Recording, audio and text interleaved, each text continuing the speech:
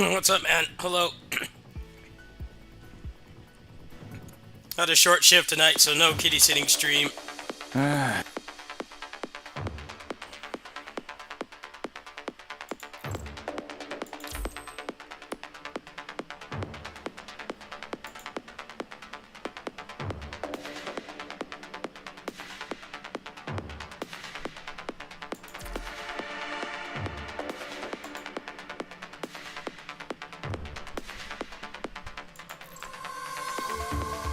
It's alright.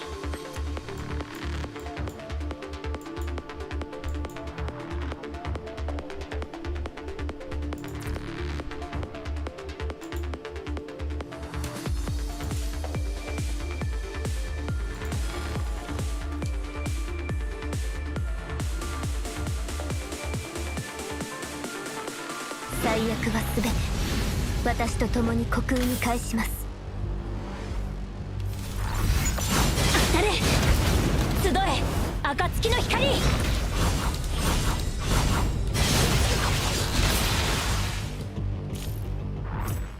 最悪はすべて私と共に虚空に返します。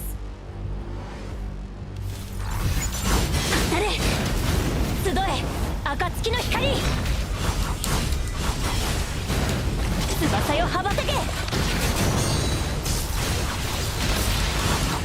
当たれ、翼よ羽ばたけ。最悪はすべて私と共に虚空に返します。当たれ、集え、暁の光。翼よ羽ばたけ。行け、紅のように咲き乱れろ。私集中攻撃、彼方まで越え行け。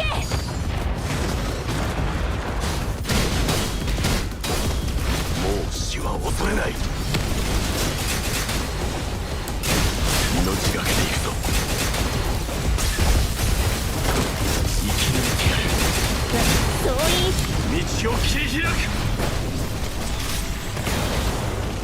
誇りのせいか、もう死は恐れない。生き抜いてやる。当たれ、集え、暁の光。翼よ羽ばたけ。行け、紅のように咲き乱れろ。彼方まで越え行け。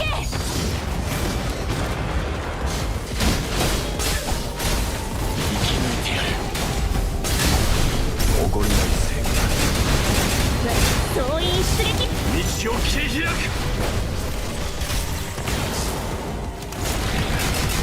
もう死は恐れない。命がけで行くぞ。それ、集え、暁の光。翼よ羽ばたけ。最悪はすべて私と共に虚空に返します。行け、集え、暁の光。翼よ羽ばたけ。それ、翼よ羽ばたけ。最悪はすべて私と共に虚空に返します。当たれ、集え、暁の光。翼よ羽ばたけ。行け、紅のように咲き乱れろ。彼方まで越え行け。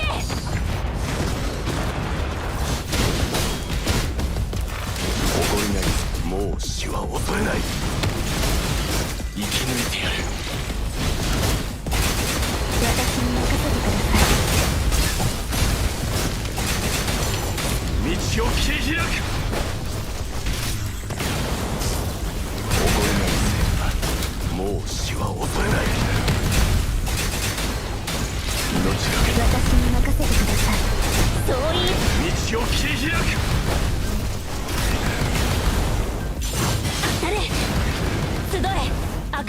光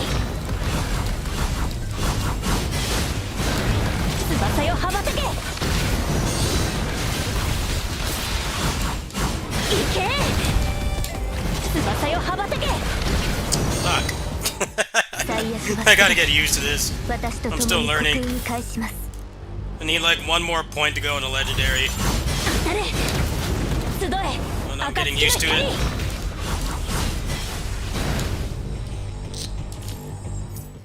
最悪はすべて私と共 Play に good 刻 for 印に 5 返し minutes ます straight. 当たれ集え暁の光翼よ羽ばたけ行け紅蓮のように咲き乱れろ集中攻撃私彼方まで越え行け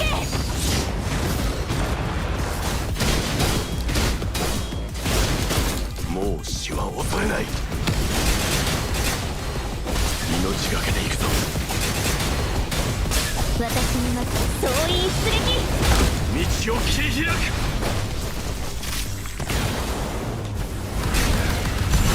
当たれ集え暁の光行け翼よ羽ばたけ行け紅蓮のように咲き乱れる集中攻撃彼方まで越え行け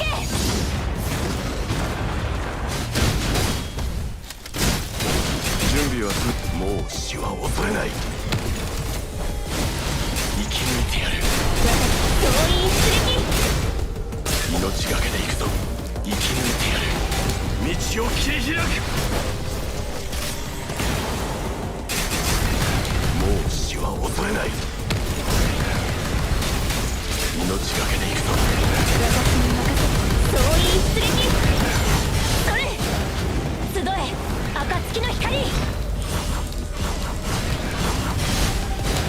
翼よ羽ばたけ当たれ紅蓮のよ私に集中攻撃彼方まで越え行け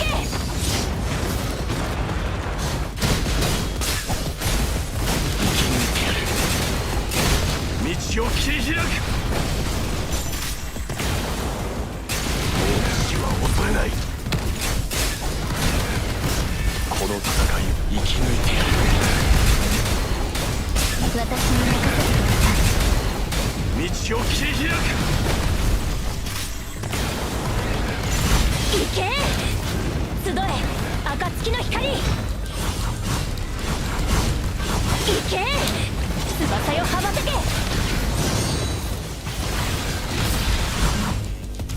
それ Wait, maybe I can still go. Yeah, I can still 紅蓮 go. のように私 I screwed up. That sucks, 彼方ま man. で越え行け Solid gameplay. I ruined it. もう死 I'm は not 恐 gonna れ have ない enough time killing now.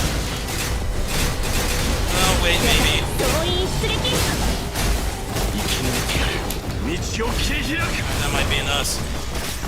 That wasn't too bad until the end. 準備はすでに整って Getting the hang of it. She's really hard to play. いくぞ立ち止まるのはらしくない It's making good time there for a while. Oh, that was actually worse than last time.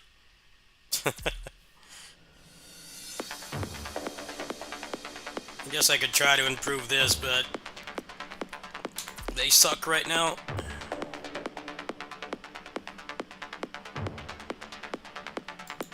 What is my competition? What is their account like?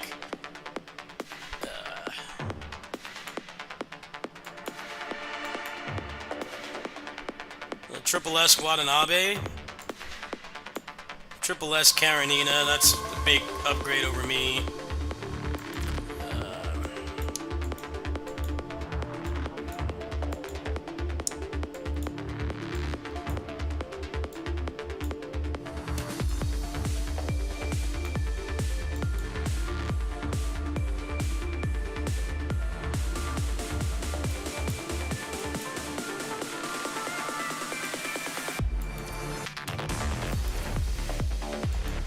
Geez, this person must be have a really good account. Oh no, that's Zitherwell, not Solace Tune. Triple S Elisa.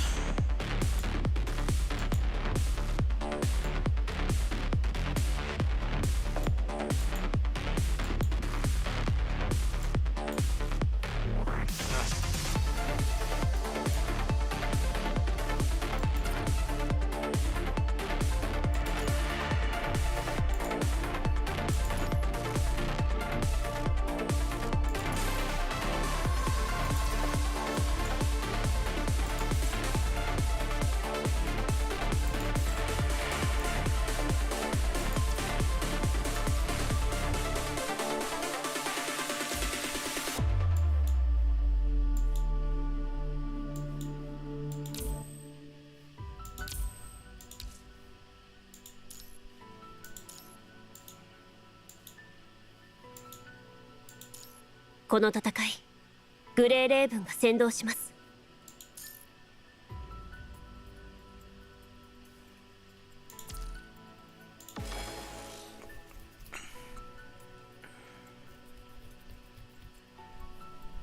最悪は全て私と共に虚空に返します。それ、集え暁の光、翼よ羽ばたけ。そ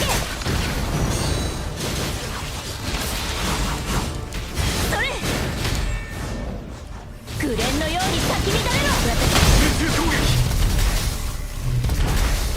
進みましょう。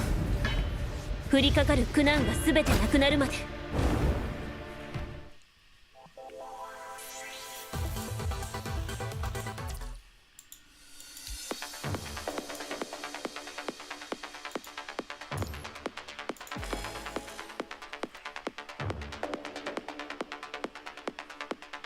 最悪は全て私と共に虚空に返します。行け、覚悟を見せろ。当たれ、行け。最悪は全て私と共に虚空に返します。それ、集え暁の光、翼よ羽ばたけ。当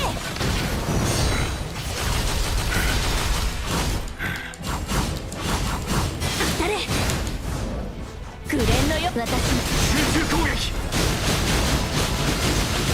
彼方まで超えゆ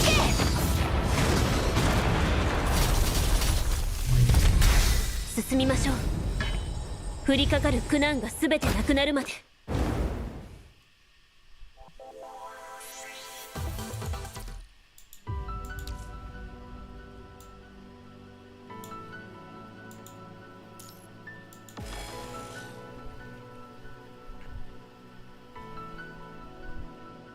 最悪は全て私と共に虚空に返します。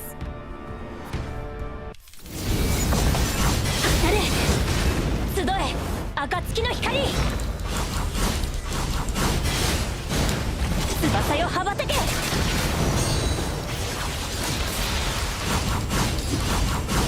け、紅蓮のように咲き乱れ。集中攻撃。彼方まで超えゆけ。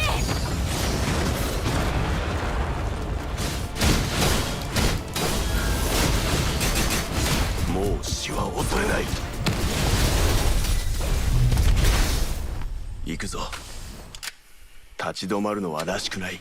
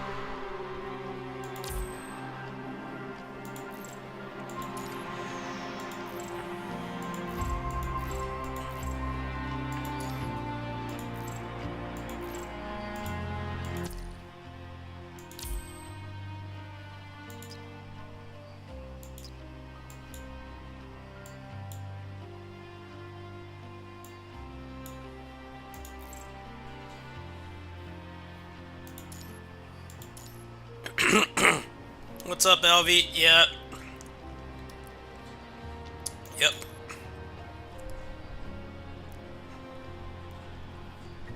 It's gonna give me all my favorites right here, huh?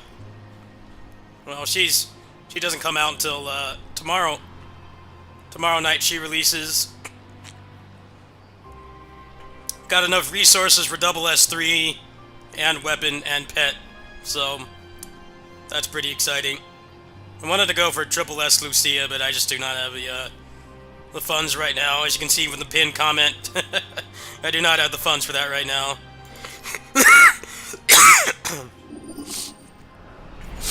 I'll get triple S eventually, just not this patch. This patch was too pat. みんな 戦場には Yeah, the final Nanami releases in like 28 hours. この戦 We'll 場 do に pulls as soon as she goes up. 準備はすでに整っている。もう死は恐れない。命がけで行くぞ。準備はすでに整っている。生き抜いてやる。道を切り開く。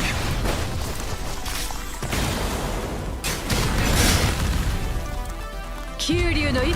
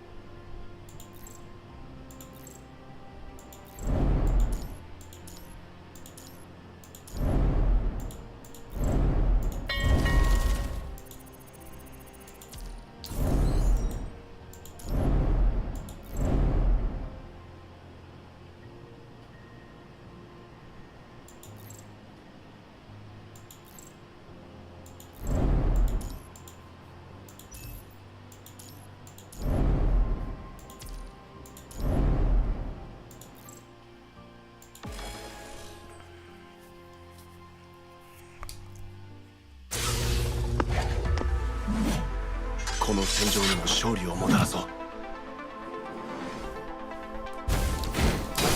準備はすでに整っている。もう死は恐れない。命がけで行くぞ。生き抜いてやる。道を切り開く。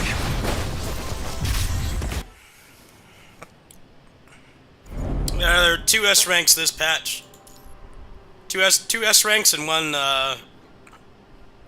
A rank.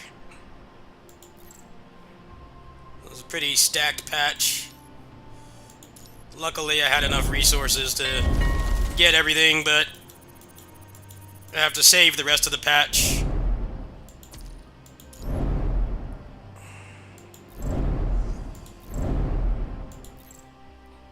Should be able to get another, what, like 10,000 black cards minimum.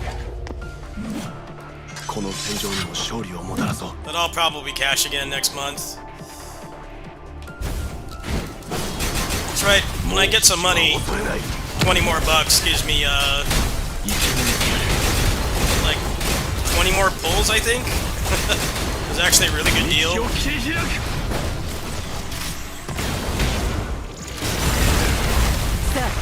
と哀れで無駄なあが Will guarantee I can get everything. 缶をまとえ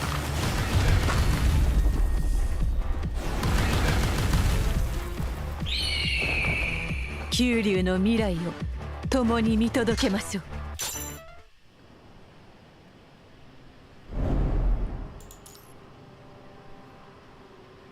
Not gonna give me anybody I actually want to play, huh?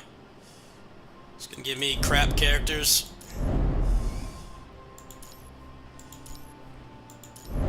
That's alright.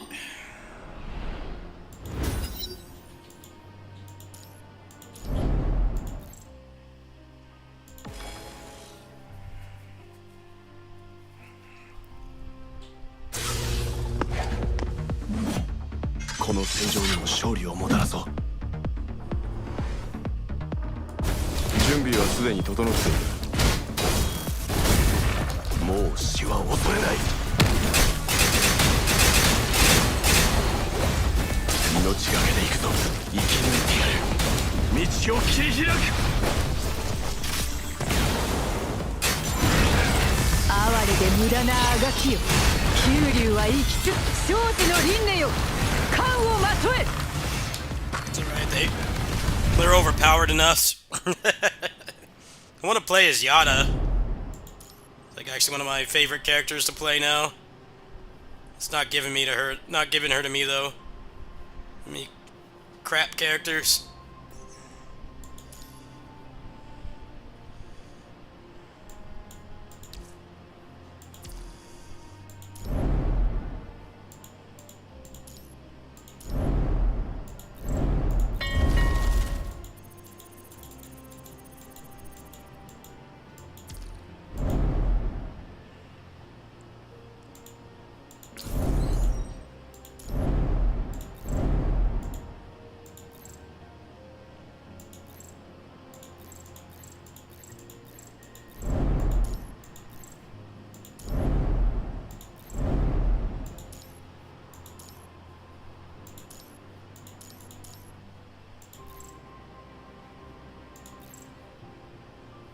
We're just gonna keep giving me crap, are we?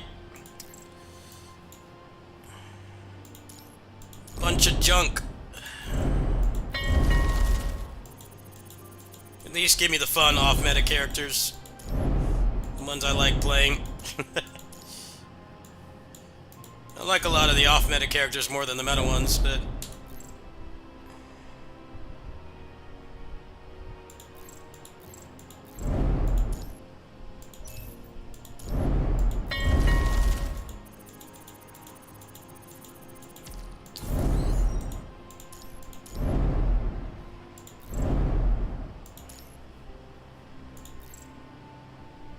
Ah, there we go.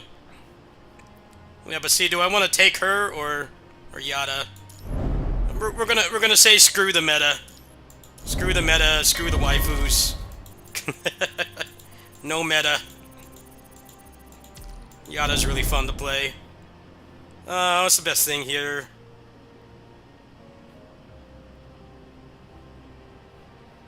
Refresh this once.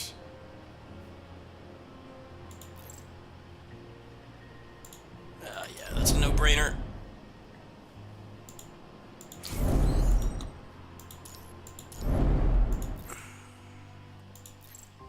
Alright, cool. もう出撃 That plays the new character.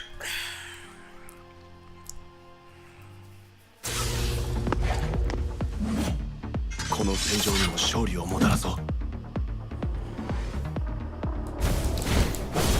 準備はすでに整っている。問題ない。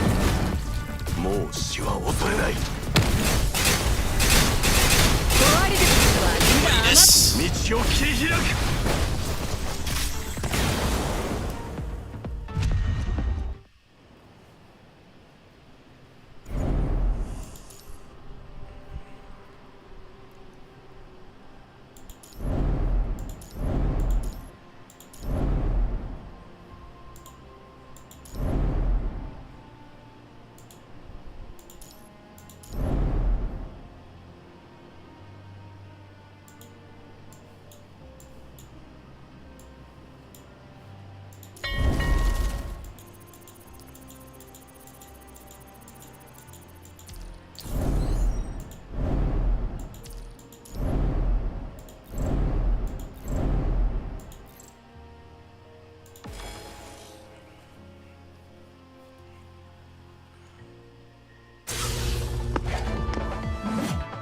この戦場にも勝利をもたらそう。もう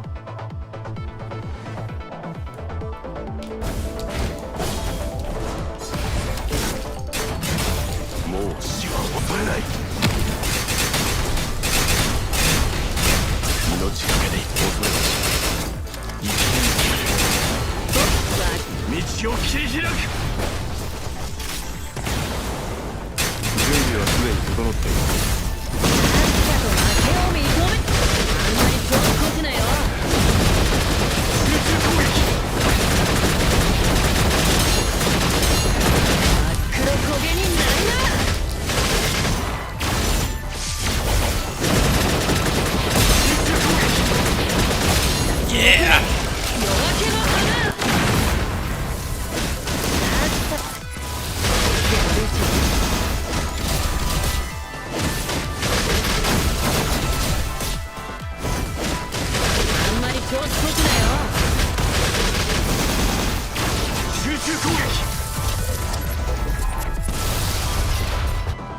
お掃除完了っと。どう？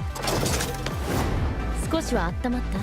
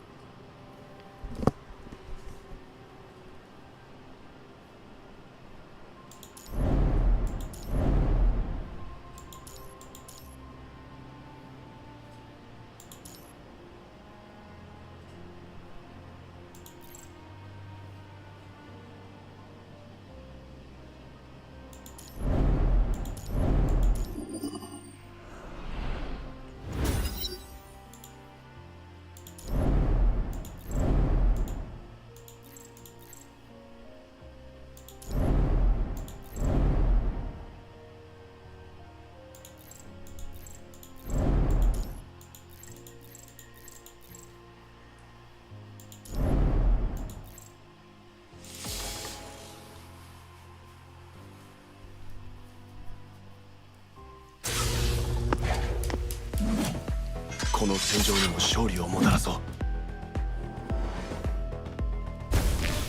準備はすでに整っている。もう死は恐れない。命がけで行くぞ。道を切り開く。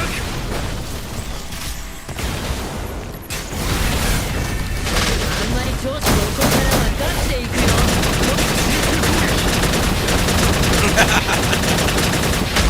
Beautiful.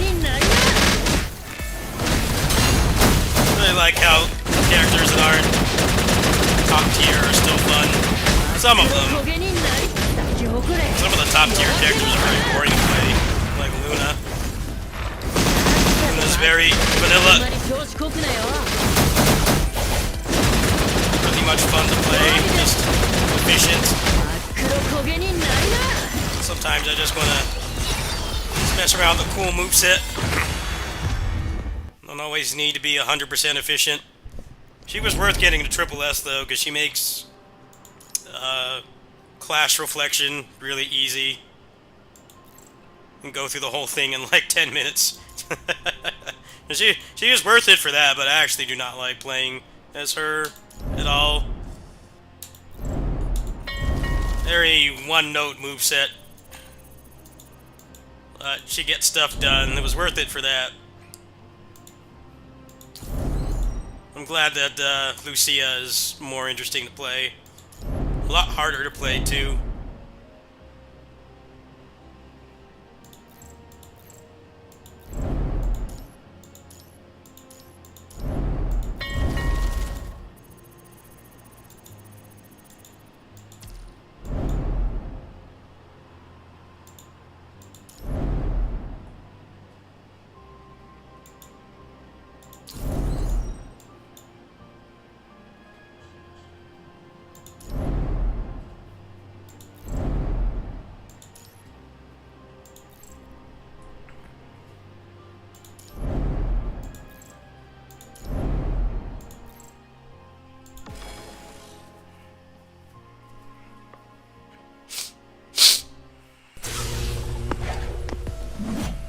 この戦場にも勝利をもたらそう。準備はすでに整っている。もう死は恐れない。命がけで行くぞ。おごりない生が生き抜いてやる。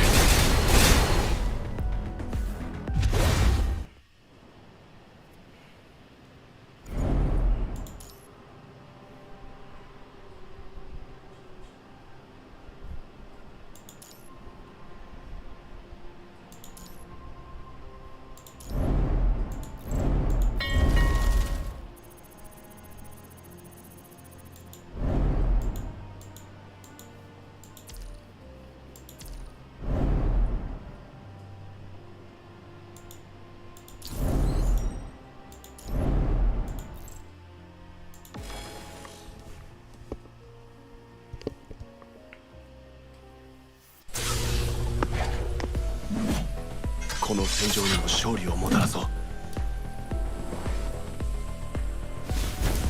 ごりない。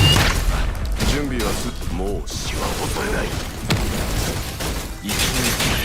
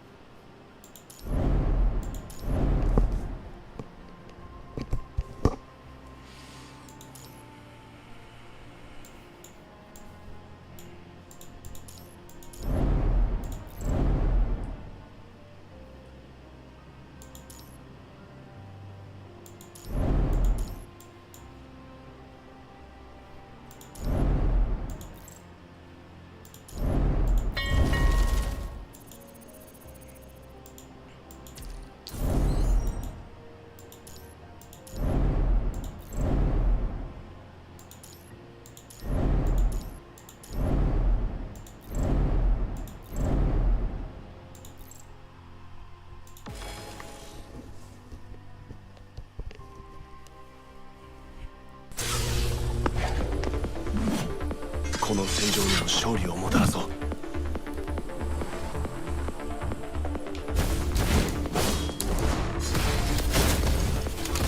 う死は恐れない。命がけで行くぞ。生き抜いてやる。道を切り開く。行くぞ。 Watanabe hyper 立ち止 carry. まるのはらしくない。 Triple S investment coming in handy. To see a male character be that OP. I did my part. And got him to Triple S.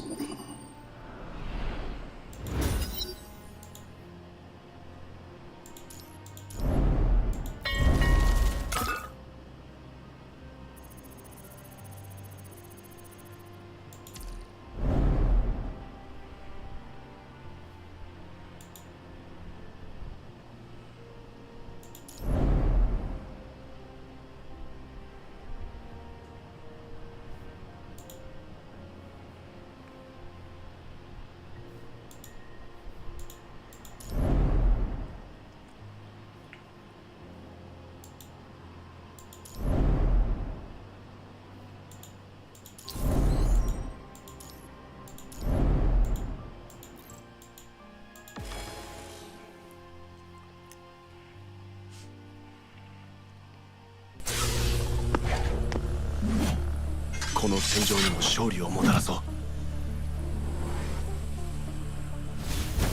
誇りの成果だ。もう死は恐れない。命がけで行くぞ。誇りないこの戦いを終わらせる。命がけで生き抜いてやる。道を切り開く。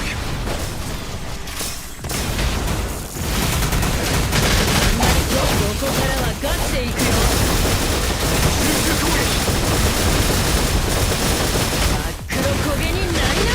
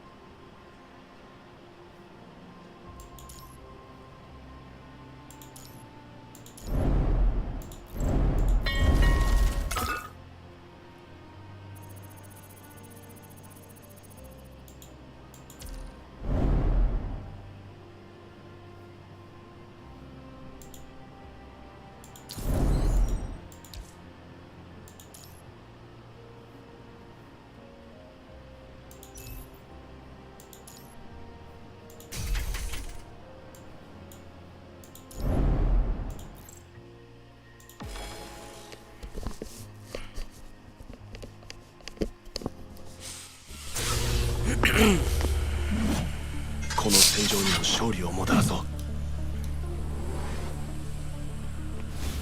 りない成果だ。問題ない。もう死は恐れない。命がけで行くぞ。道を切り開く。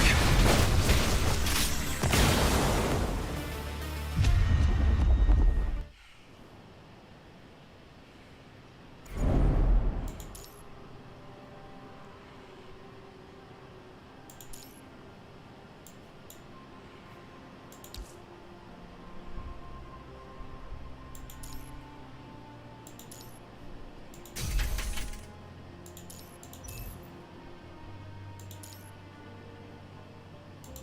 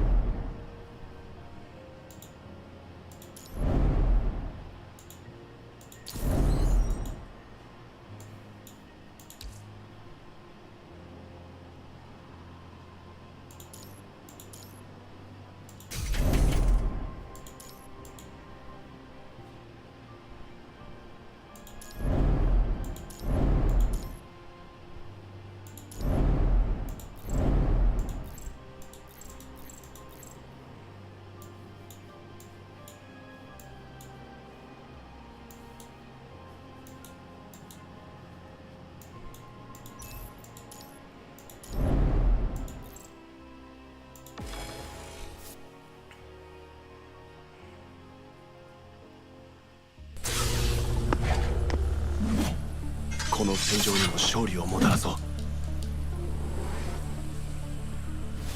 準備はすでに問題ない。もう死は恐れない。命がけで行くぞ。道を切り開く。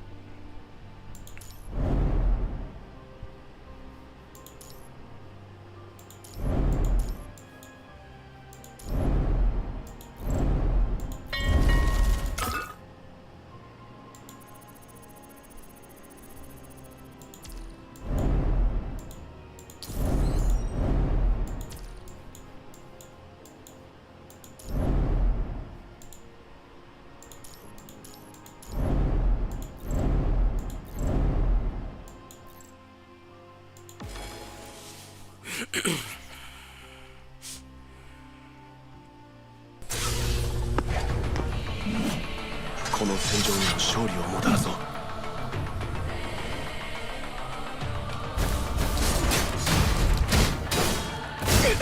終わり。もう死は恐れない。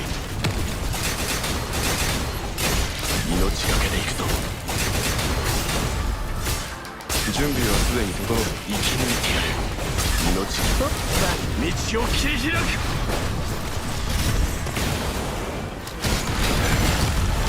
最後の情けです。キュウリ集中攻撃。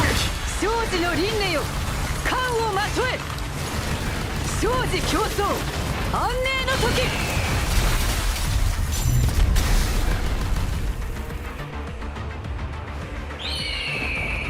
九龍の未来を共に見届けましょう。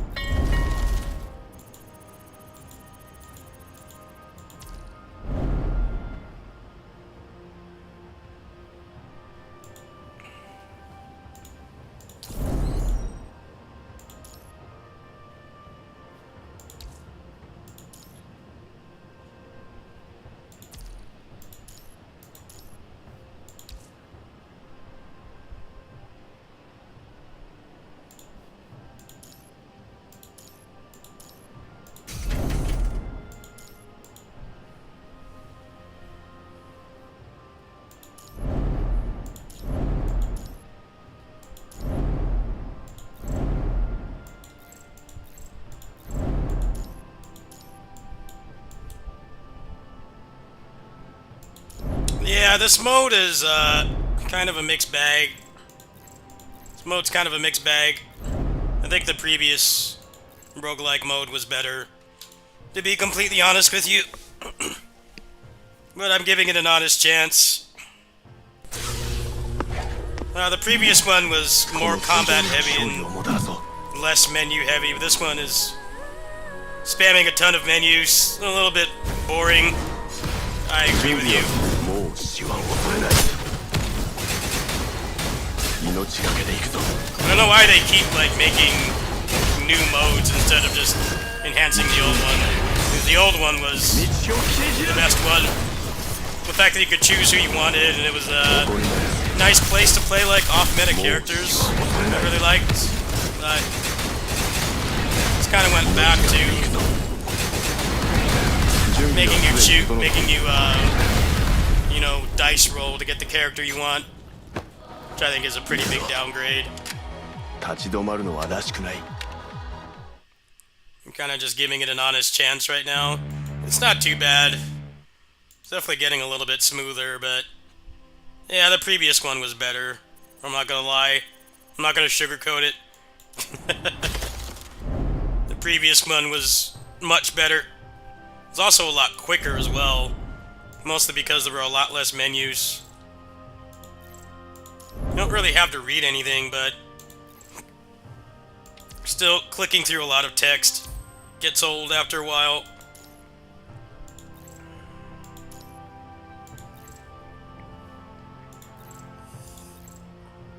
I guess they're just out of ideas at this point. They don't know how else to change it. And like, it doesn't really need to be changed. The previous one was to the point. This one right here, derived from Matrix, was the best one. Quick, like 20-minute runs, and almost all of it was gameplay. The upgrades are more interesting for one. There was a lot more run variety. This is actually one of my favorite roguelikes. It's a shame they replaced it with this one. Like, why? I don't really think the story is a good enough reason to make a completely new one instead of just, you know, it's not broken, don't fix it. That's my take on it anyway. The old one was completely fine, but I guess they're using those modes to introduce new characters, so I guess that's the reasoning, but the previous one was more up my alley. You know, no BS. There was cool run variety, but there wasn't too much time in menus, and then also, you know, there was more fighting. less clicking through text. And that's kind of the problem with the those modes in PGR, is that eventually you only read it like the first time, and then after that it's just clicking through boxes. It feels like you know, old pop-up ads back in the day when they didn't have, like, when they stopped doing banner ads, they started doing pop-up ads. That's what those modes feel like after a while. And it's really weird that they like doubled down on it. Like, we're gonna have more of that. There actually is like relevant story information in there if you care about it, but even then, after you've read it once or twice, you're just clicking through text boxes to get back to gameplay. It's not the most interesting gameplay loop. Hopefully they'll finish with this one soon, and the next one will be more of a return to form. Just give me quick, like, 20-30 minute runs and less text. Because the last one actually introduced a new character we're going to be getting in a couple months. So I can kind of understand that maybe that's why they made a new mode, but I don't know if that's the best reasoning, to be honest with you.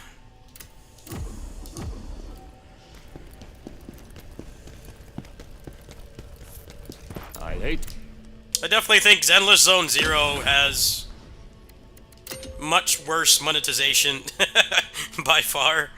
The monetization in Zenless is so much worse, but the roguelike mode is better, mostly because it's very minimal on text, and it's also more integrated into, your repeatable tasks. So like that roguelike mode is better than the one in PGR. The problem with PGR is they have this weird, I don't know, they feel like they need to keep replacing it. I'm like, not really. The way that Zenless Zone Zero does it is much better. Quick, like 15-20 minute runs, and you do it every week, and you get repeatable rewards for it.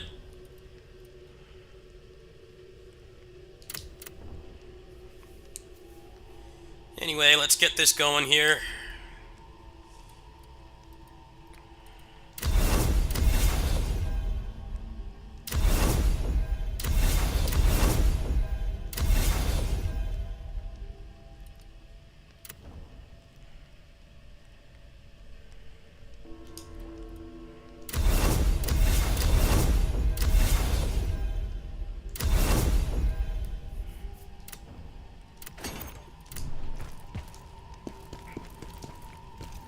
Yeah, I'm mostly done on PGR for the week already.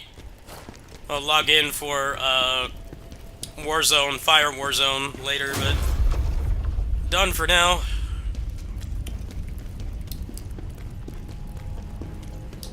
The roguelike mode's okay, but I feel like at this point they should take some inspiration from their competitor and make just one mode. Make just one more mode, and then like make it a evergreen activity instead of something that you run out of. I have my qualms with Zenless, mostly because it's a Hoyoverse game, so it's really greedy and expensive to play, but their roguelike mode is a lot better. The fact that it's integrated into like what you're doing every day or every week is really good. Roguelike modes in PDR they're a fun change of pace, but the rewards are very lackluster. So it's like, yeah, it's fun to do if you want to, do something that doesn't require stamina, but other than that, it's kind of not really worth doing. I'm a roguelike junkie, so I enjoy it, but they definitely need to look at their competition a little bit. But Wuthering Waves is basically the same thing right now with the mode in that game.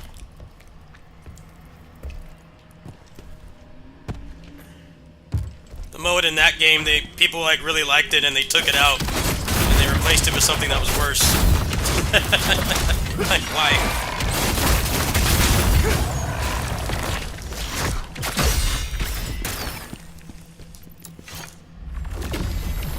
Edric, we need to go deeper. There are still people trapped there.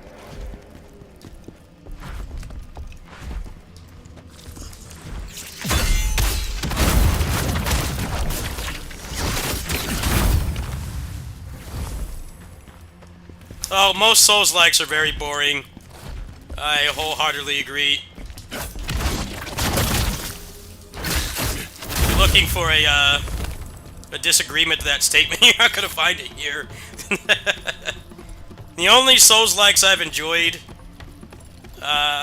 besides the ones made by Team Ninja, is pretty much this one.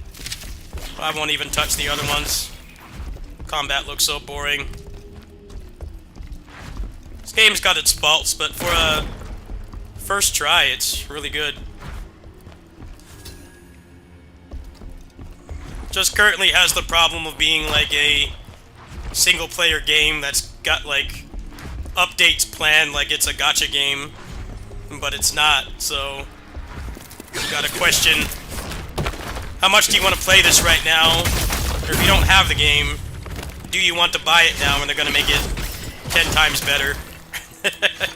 It's kind of why I've only been playing this like an hour a day. A lot of people are already done with it. But yeah, I still want there to be some game left by the time that they put out the updates. I kind of wish they had put the game out in a more polished state. but they didn't, so going through this very slow. 1 or 2 main missions a day. But yeah, I actually get kind of annoyed when you buy a game like this it's got a couple dozen hours of content, but it's not infinite like a gacha game. And they're like, oh, we're gonna make this so much better next month. Well, it's like, well, you know, I kind of already beat it right now. Like, that makes me not want to play the game. And it's definitely the problem with this game. We're making this so much better. They've got this list of stuff in their patches, their next patch that's supposed to improve it. It's like, well, I kind of, you know, bought it now. I've only got 1.5 playthroughs left. You're gonna make it so much better next month. I don't know, man. I'm glad they want to improve their product, but it's kind of a bum deal for people who, you know, supported it at launch.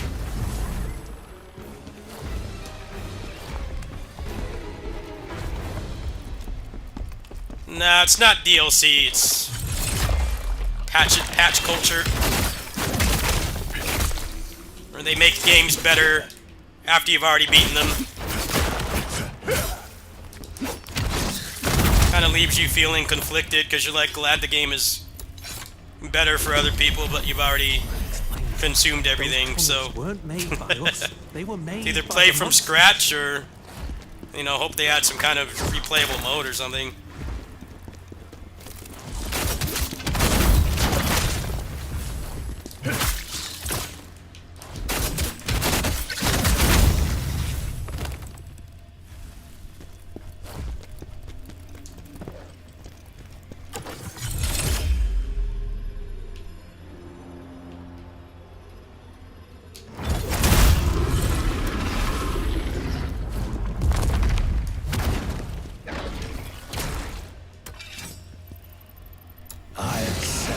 Well, it depends. If you're a content creator like me, you don't really have much choice. But for the average person who's not making at least some money off making gaming videos, yeah, I agree. Games are very broken and undone, unfinished, and buggy at launch. So if it's like a single-player game like this, and it's not like a gacha game where logging on every day and doing activities is important for your account, yeah, I would agree. You end up getting a game for half off, and it's got all the bugs and shit fixed. I agree, but as a content creator, I don't always have that luxury. Like when they put this game on sale in a few months, it's going to be so much more polished. We'll probably have some kind of free content update or something. I think this game is worth $60 now, to be honest. The problems it has are mostly nitpicks and bugs and stuff. It's not your usual broken AAA game. It's relatively functional. Most of the problems are related to achievements and stuff at the end of the game, and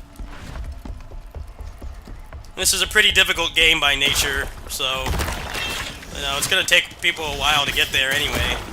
So they have that going for them. I'll give them that much. But some of the stuff this game is missing is really questionable. The fact that it doesn't have like loadouts and stuff is really bad. The bugs at the end are pretty unacceptable too. Felt like they really rushed to get this game out the door, which is why, like, at the beginning there's like no bugs. As you get farther into the game, there's more and more.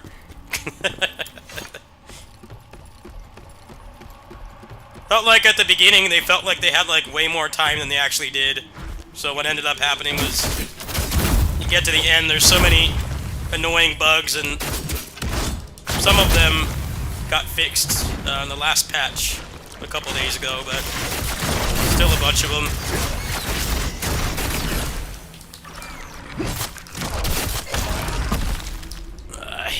spiders.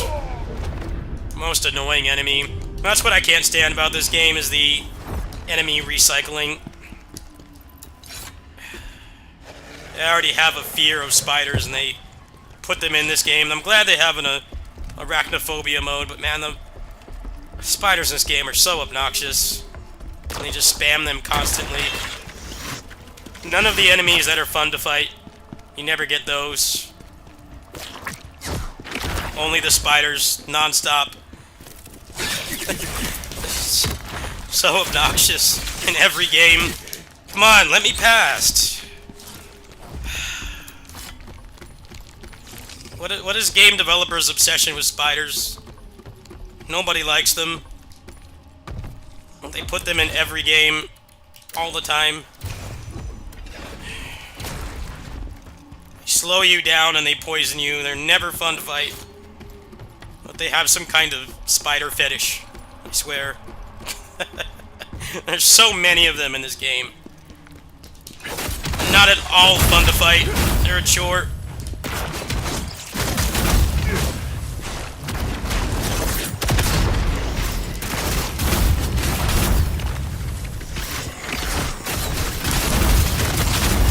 Yes, please die. Noxious ass enemy. I will carve my victory upon your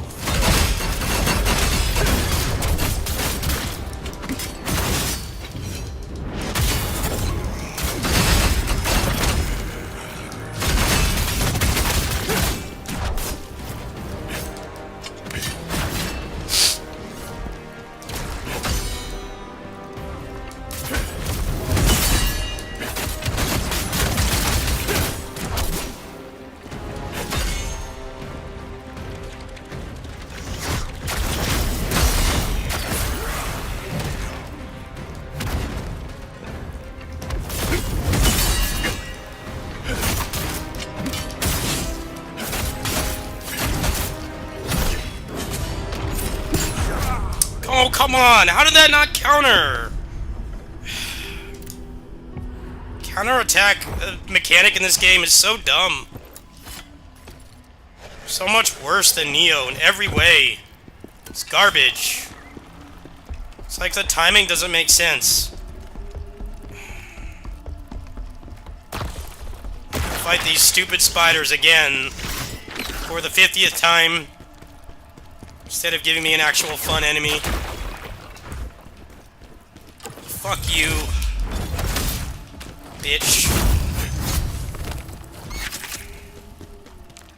Need a spider removal mod. Get rid of them. Worst enemy type. Those and the those mages with hyper armor are the most obnoxious enemies in this game. We spam the spiders more than the mage, but the mage is really dumb. I don't think a mage should have hyper armor.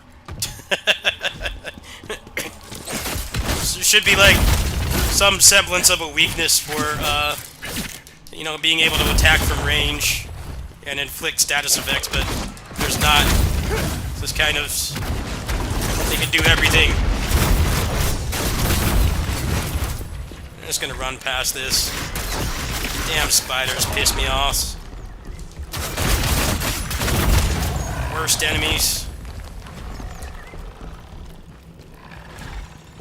After you, like, do parries or reflections, or you reduce their stamina down to minimum, you will get, oh, come on, man! Are you serious right now?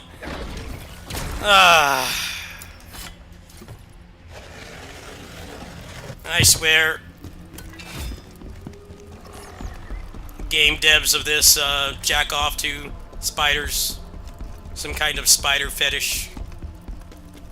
Subscribe to some spider on OnlyFans or something. I don't know what it is. You get to this point in the game, they put them, like, everywhere.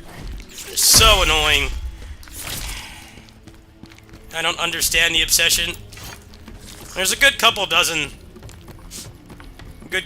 enemy types in this game, but at the end it's like mostly the spider non-stop. I know that they're the easiest way to increase difficulty So they put them everywhere. At least this level is relatively short. No, I'm not fighting you. I'm not going for that shit again. Kindly fuck off. At least they had the decency to put in a arachnophobia mode. This game would legit be unplayable without it. If you're scared of spiders, you would not be able to play this game. They are not pushover enemies. If you have arachnophobia sometimes in video games, they're like pushover enemies. You can get past it, but like they're legit threats. So it's nice that they have that mode. That doesn't make them any less obnoxious to fight. It doesn't change their moveset. This turns them into those rock golems.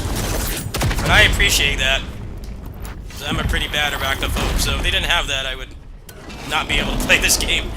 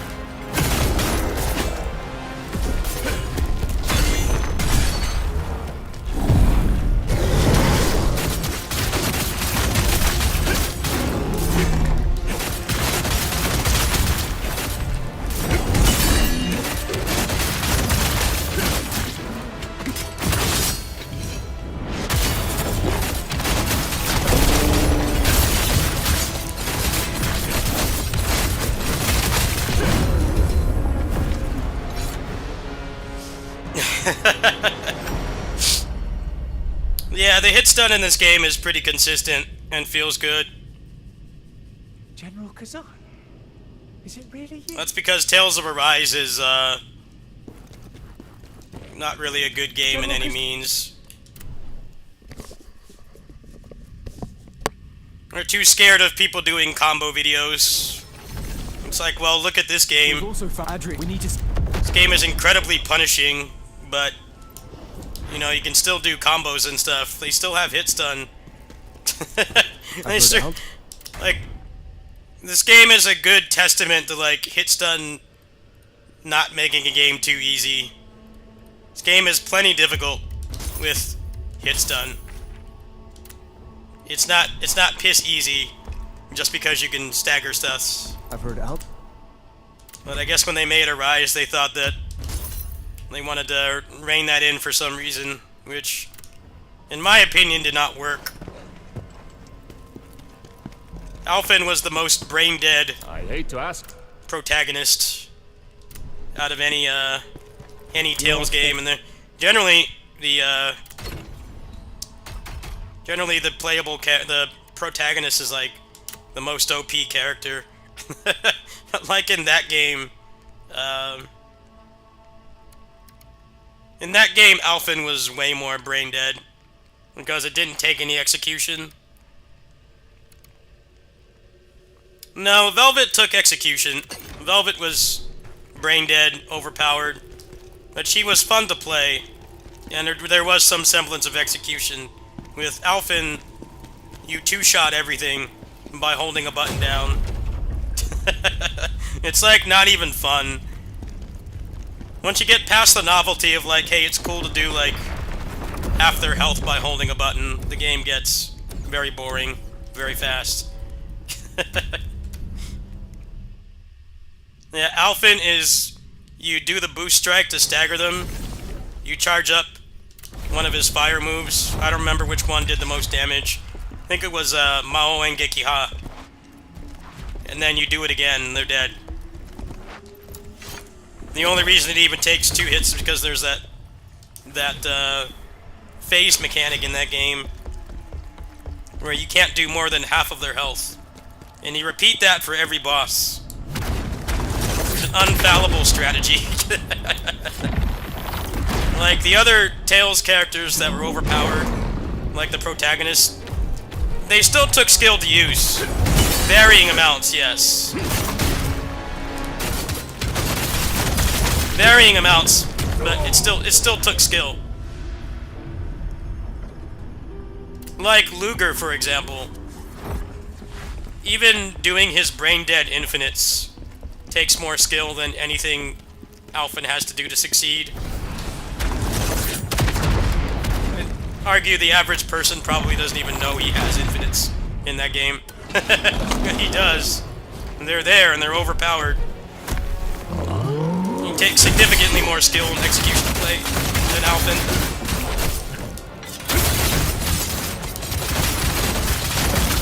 Alphen also completely undermines every other character in the game because of how overpowered he is. Usually in the other games, the other characters could at least compete somewhat, but not with Alphen.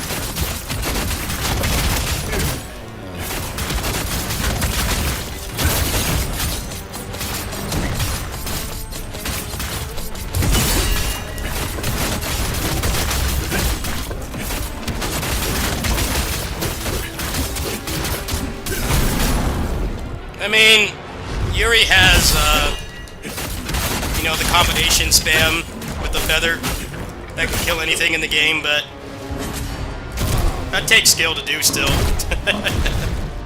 I think Rita is far more brain dead than anything Yuri can do.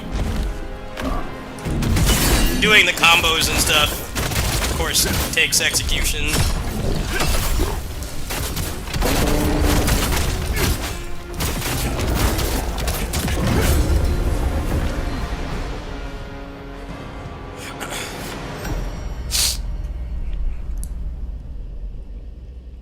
People aren't ready to admit that Alphen is more brain dead than every other Tales protagonist that people complain about, the normies complain about being overpowered.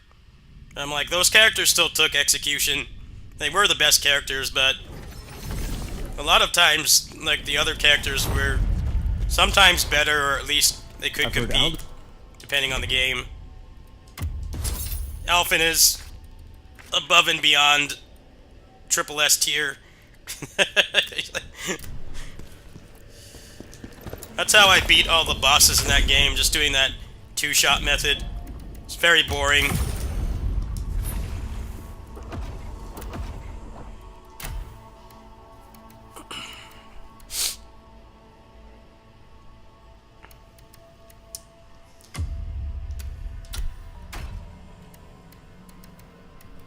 There are a lot of good things about Arise. The gameplay is just not one of them. It really depends on how much you care about gameplay. You can do worse than Arise. A lot of people don't want to admit that either. People who openly hate the game. I'm like, there's way worse JRPGs than that. Like the Neptunia games and stuff.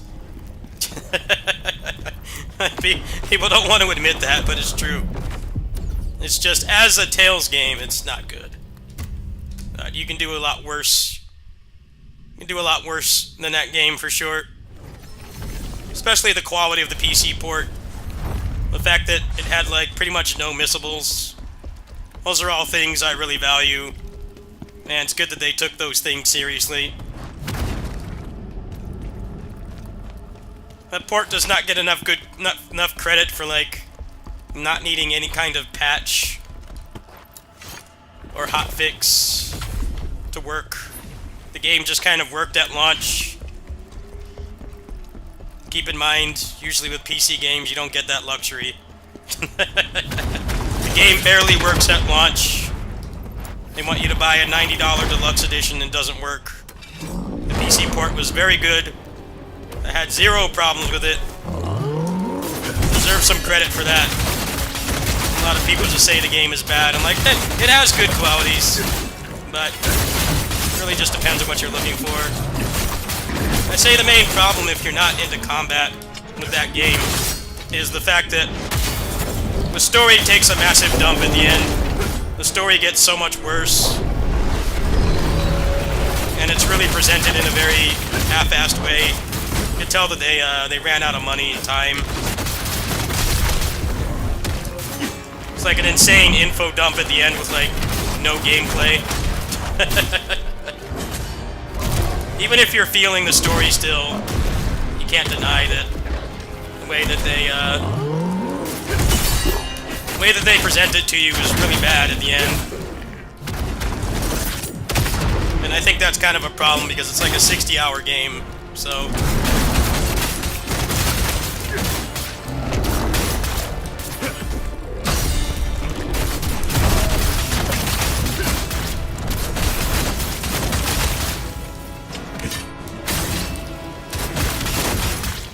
Yeah, how's that Bleach game doing? Is it bad?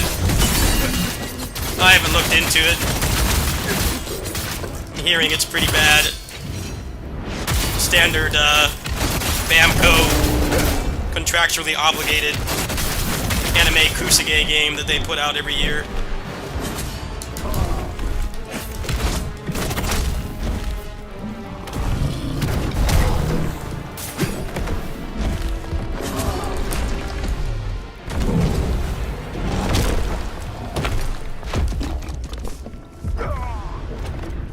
Like Sparking Zero had that tournament.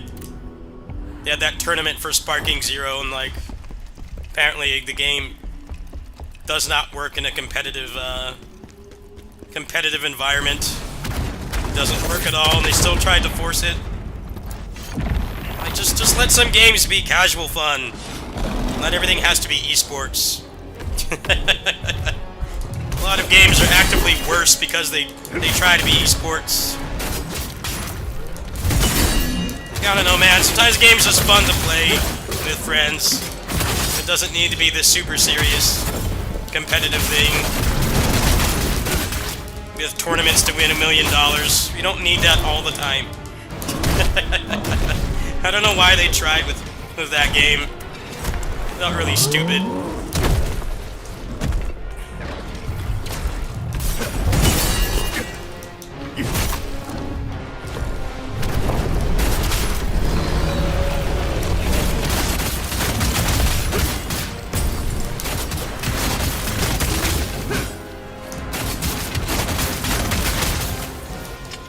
What exactly is wrong with the new Tekken season? I don't play Tekken, so I don't really know anything about it. I know people are very mad. I don't really understand why. That's not my my wheelhouse.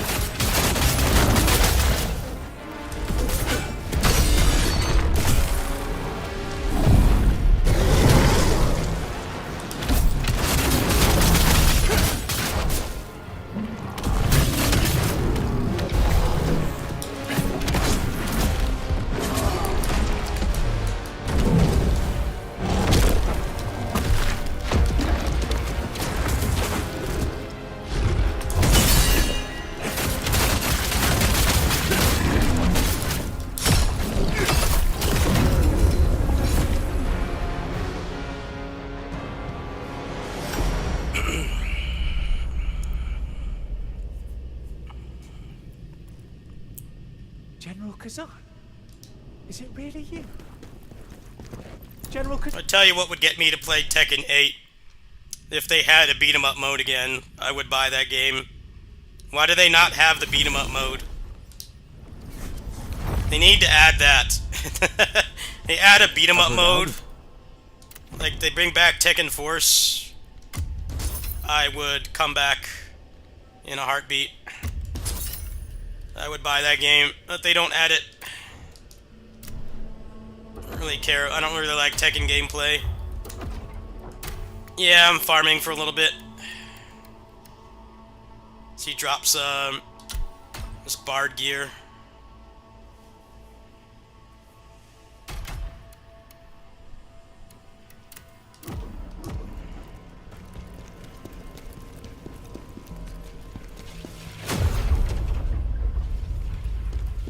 Yeah, but I hear it's only for like 10 minutes.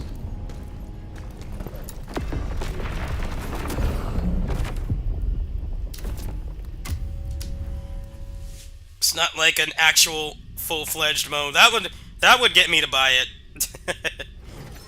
Tekken Force mode.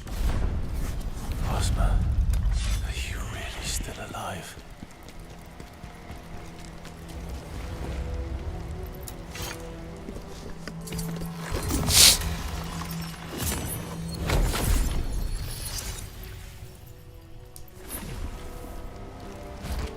Strange. The Chaos-infected ones disguise themselves as the living.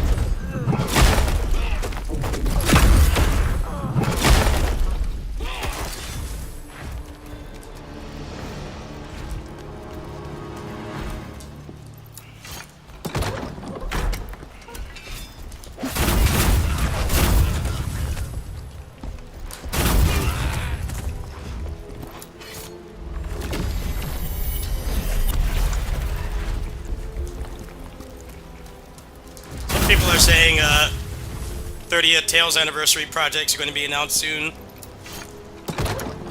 So a number of things it could be. Some people want a Fantasia remake. I'm like, dude, do you really want them to remake Fantasia with the way that Arise was? And like the only redeeming quality it would have is the polish and the graphics from Arise, which were long overdue. A lot of people don't want to admit that. The best things about that game were not the combat and the story. I'll be the first to admit this, as somebody who hates on the game a lot, but I also talk about the good qualities of that game. Arise was like the first Tales game where I did all the side content. Like, I did everything in that game. You know why? Because it didn't have those nonsensical missicles. Not missicles, but missables that Tales games are known for.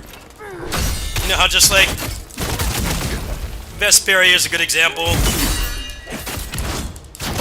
You don't talk to some random NPC and you're locked out of stuff for the whole playthrough. They got rid of all that in Arise. Like, yeah, the side content wasn't particularly interesting, but the fact that it was easy to actually see it all, I think was a huge improvement. Anybody who says that the game just sucks and doesn't have any redeeming qualities, they're wrong. There's a lot wrong with it. The story and the combat is terrible, yes. We've been over that a million times.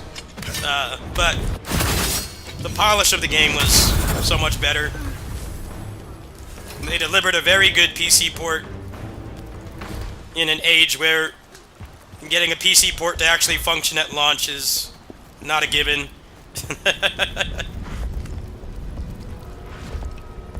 You know, they fixed all those things.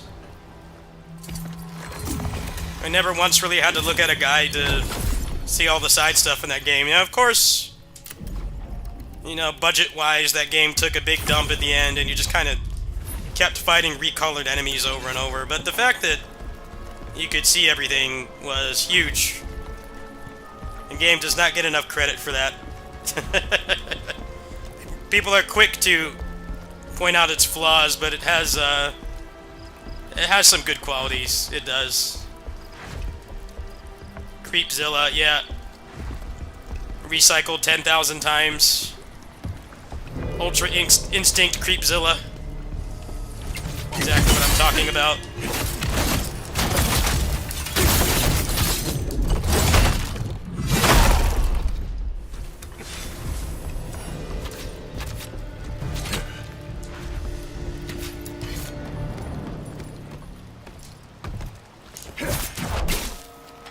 I felt the same way about Metroid Dread. Like, Metroid Dread had a lot of things I couldn't stand, but it was still a good game. It did improve some things quite a bit, even if I think the overall package was lacking. The thing I hated the most about Dread was the balance. The combat balance was awful.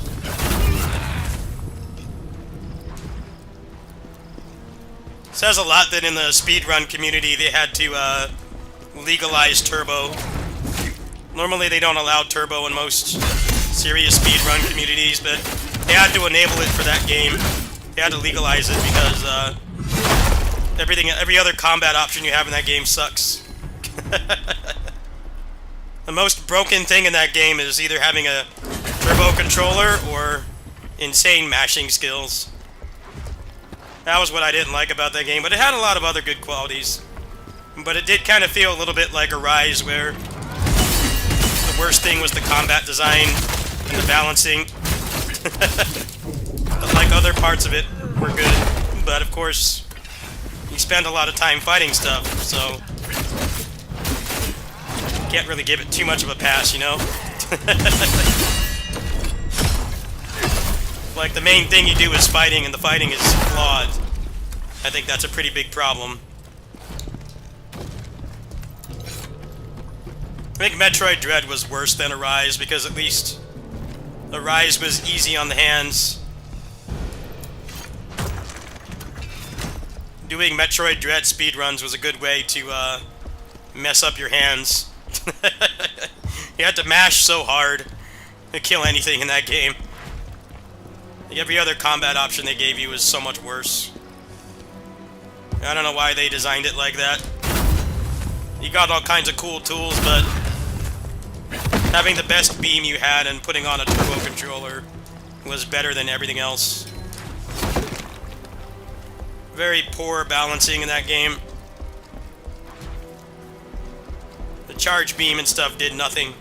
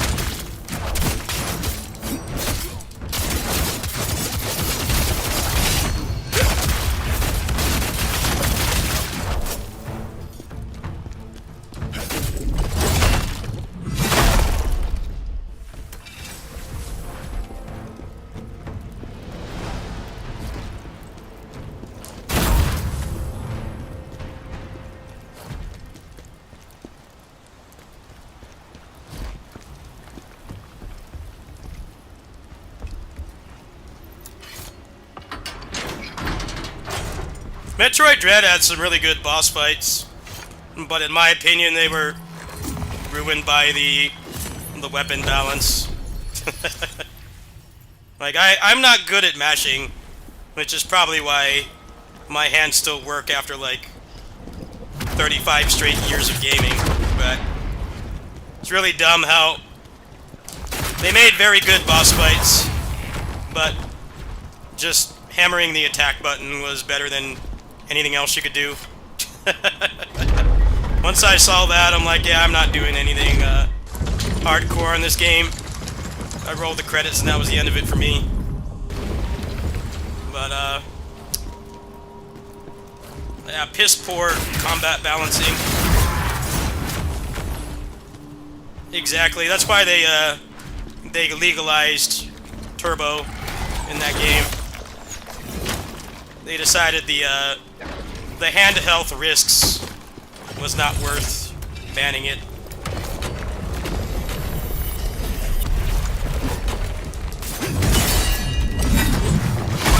I definitely would play that game again if it had some kind of rebalance mod, so that the other things besides mashing had a purpose. Still a great game though. Just gotta play it the way it wants you to.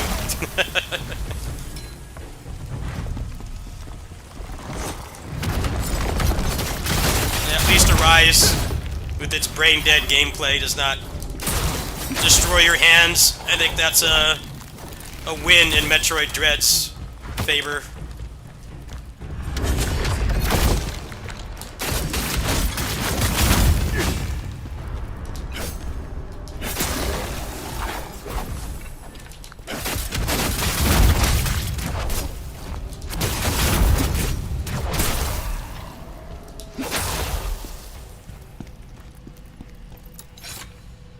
No, the people who did Metroid Dread speedruns were very good at mashing.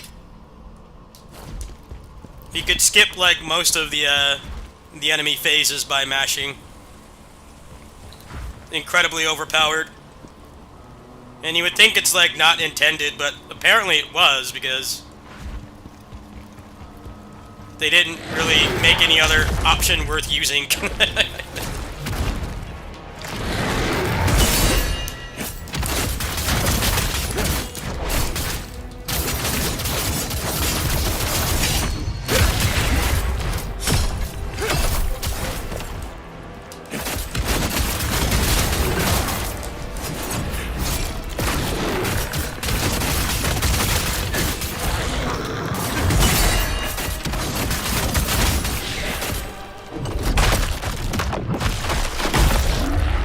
It's interesting because in Fusion, the charge beam was the best. Charge beam was better than missile spam. The charge beam actually did like the most damage, and it was strategic to you know, charge and control the character at the same time. It definitely wasn't hard, but the charge beam felt worth using. In Dread, the charge beam does no damage.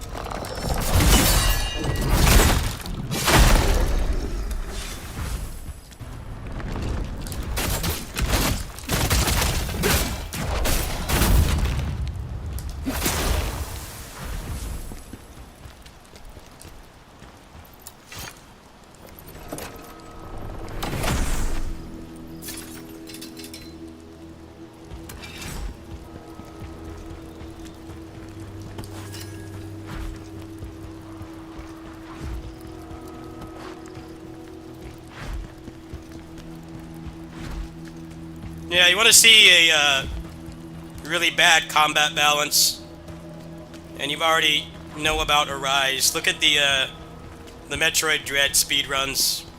That's the epitome of bad combat balance. It's worse than Arise because it's like physically harmful to speedrun that game. Arise is not that. You don't have to mash through cutscenes and and doing the fights is pretty easy. Yeah, too. I think Metroid Dread is considerably worse than Arise in that regard. They had this big debate in that community, and eventually they voted towards Turbo being legal. I think they capped it at a certain hertz. So, you know, you didn't get an advantage if you had a more high-end Turbo controller, but they ended up legalizing Turbo because they realized speedrunning a video game is not worth messing up your hands. It's like not that much of an important thing to do. But yeah, that was pretty interesting in retrospect. I didn't speedrun the game, but I was always in favor of them doing that. If the game had better balancing, it wouldn't have needed any kind of community vote or anything, but I think people's hand health is more important than being good at a video game. You need your hands for everything. Being able to speedrun a game fast is whatever. Your hands are far more valuable. That's why, like, RPG speedruns can be harder on your hands than something like this. This is relatively easy on your hands. But, like, RPG speedruns, like old Tales games and stuff, can actually be worse on your hands than doing, like, a DMC speedrun. It's funny to think about, but it's true. The DMC speedrun is like a tenth of the length.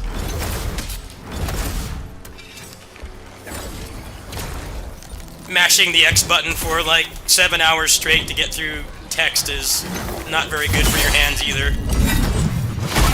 Arguably harder than doing a DMC or a Bayonetta run or something. It's much shorter in comparison.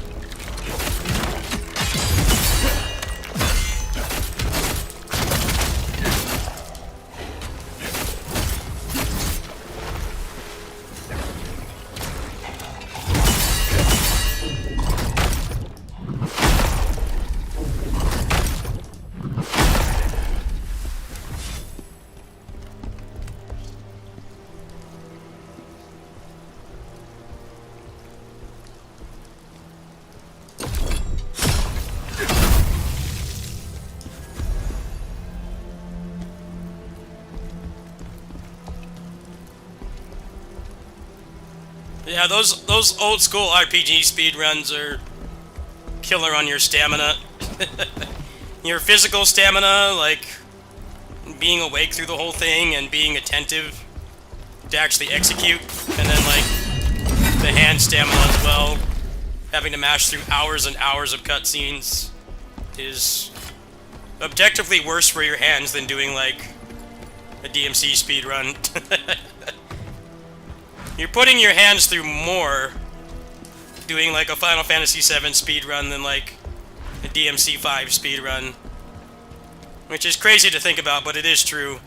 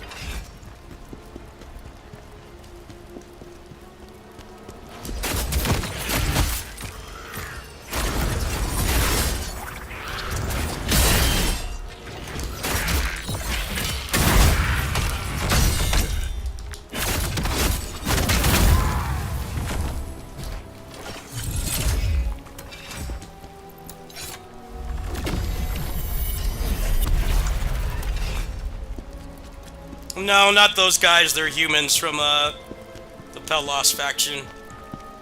Those guys are the hyper armor wizards. Very unfun enemy.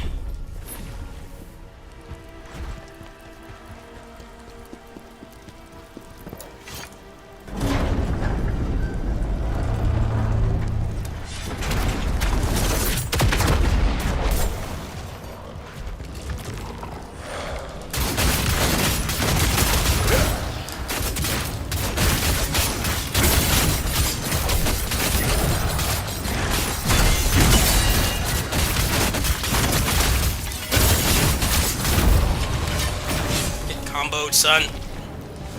Get comboed.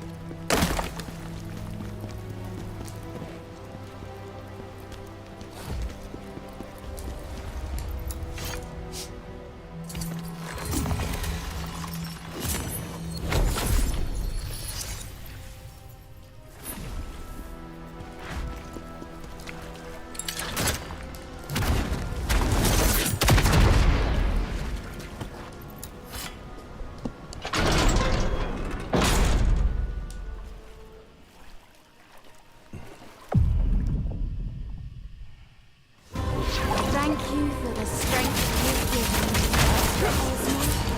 Now is I on played Stranger where Paradise? Yes.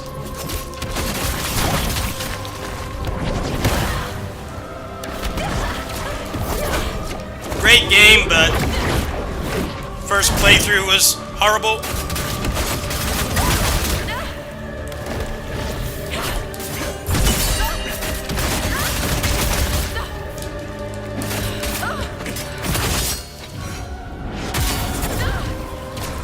First playthrough was very boring.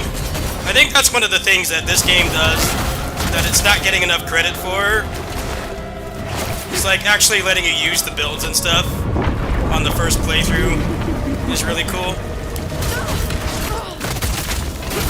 It's like my biggest problem with Team Ninja games is the first playthrough is like the tutorial, but you know, it's a Souls-like, so it's still difficult.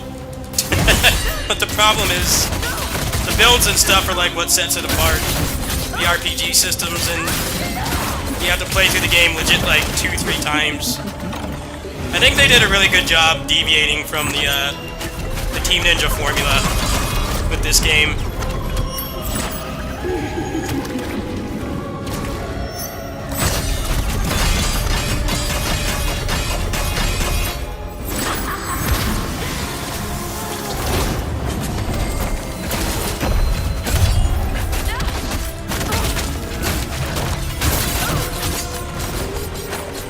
There's like actual builds on this, the first playthrough.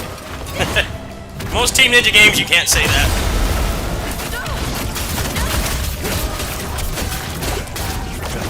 This game does some things better and some things worse. I would say that is the objective thing that's better. Making builds and stuff matter right when you start playing the game and not after like the 4th playthrough. Big improvement.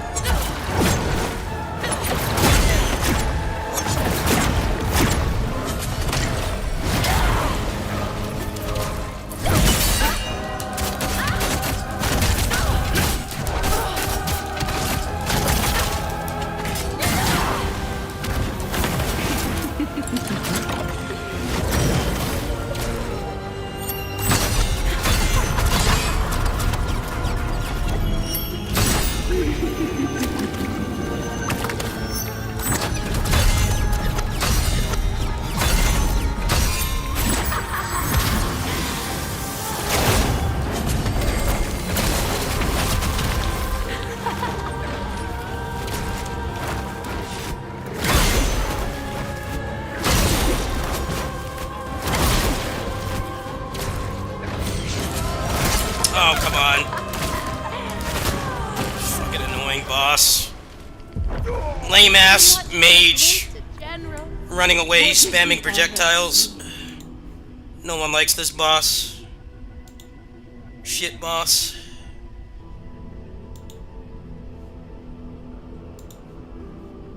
Hold up. I gotta bring frostbite potions. Very unfun boss.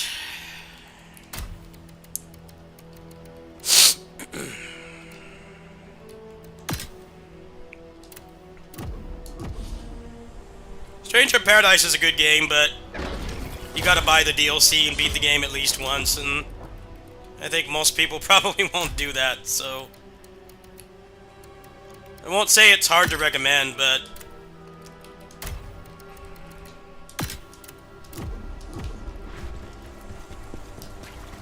the roguelike mode is really good. It's like the best thing about that game, but you gotta beat the game at least once and buy DLC. So, bit of a mixed bag. What's up, Gaijin? How you doing, bro? How's it been?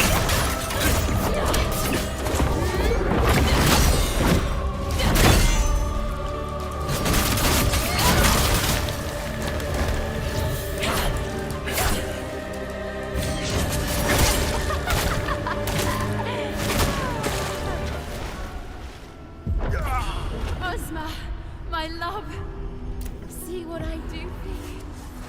It's the most annoying boss because you can't burst her down. Can't burst this boss down. Keeps running away and spamming. I don't know why they always put mage bosses in these games. They know that no one likes them. It's like to meet some kind of quota. I just don't understand it. Play these games for hard-hitting melee combat, not coward spamming projectiles. We always get in this situation.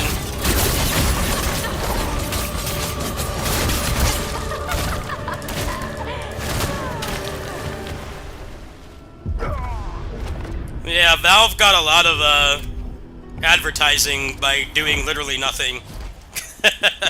After that Steam Deck, after the Switch 2.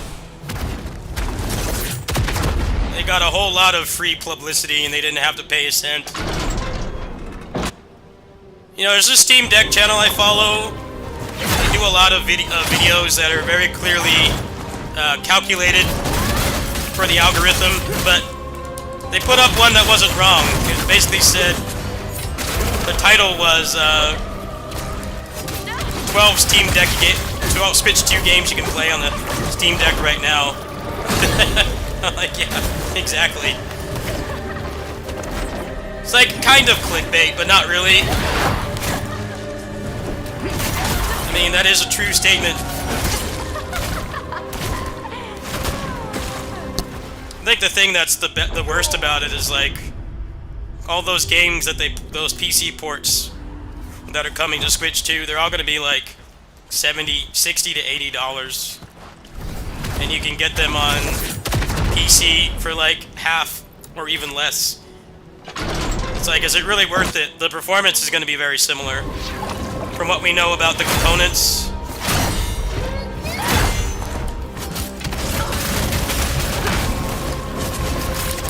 I could see for some people one reason they wouldn't want to do it because they're scared of learning Linux, but like pretty much all those games are verified, like Cyberpunk and stuff. Those games are already verified. You don't need to fight with them that much to get them to run.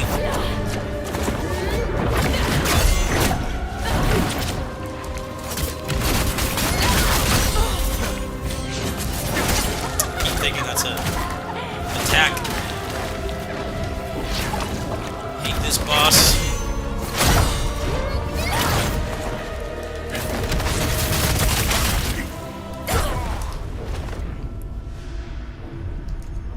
We've made bosses with have like cool like melee abilities and stuff. Let's just make some coward mage that spams projectiles. Great fun. How about just like never doing this?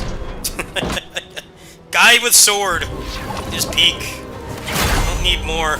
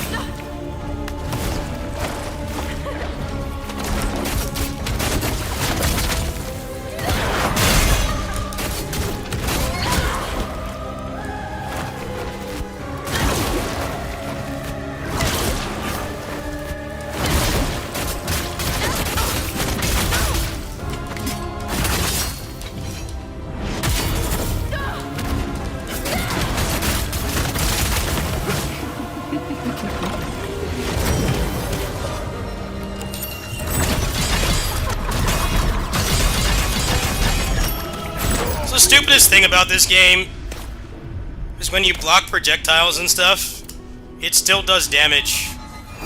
It's the dumbest thing. It's the dumbest thing. Why do you get punished for blocking?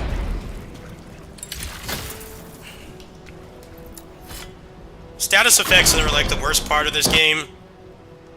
They don't serve any purpose other than to annoy you. I wish they were not in the game at all. Or they had balanced it better like a Team Ninja game. Or like you could actually apply the status to them, so it doesn't feel so one-sided. Definitely one of my biggest criticisms of this game. Status effects are just never fun to begin with, but they're easier to stomach when it actually feels like it's somewhat fair. This game, it's like, nope.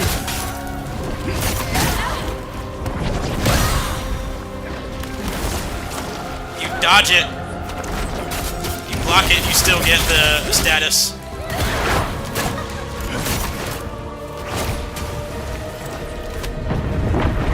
I have mods on, full disclosure. I'll link it to you after I get done with this fight. But yeah, I'm using a mod.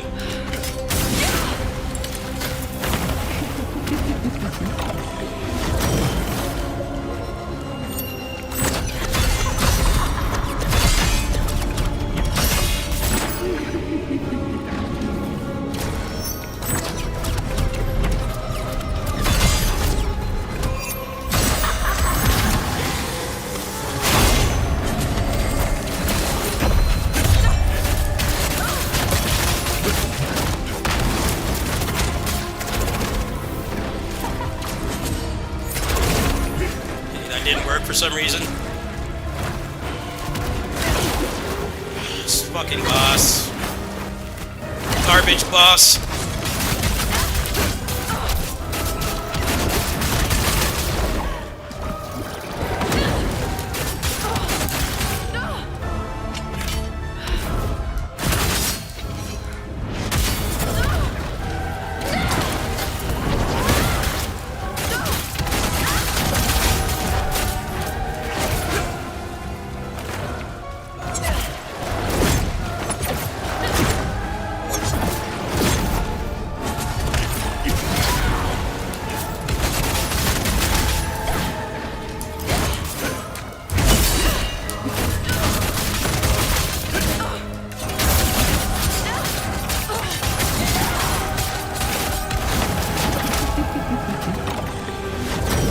Run away again.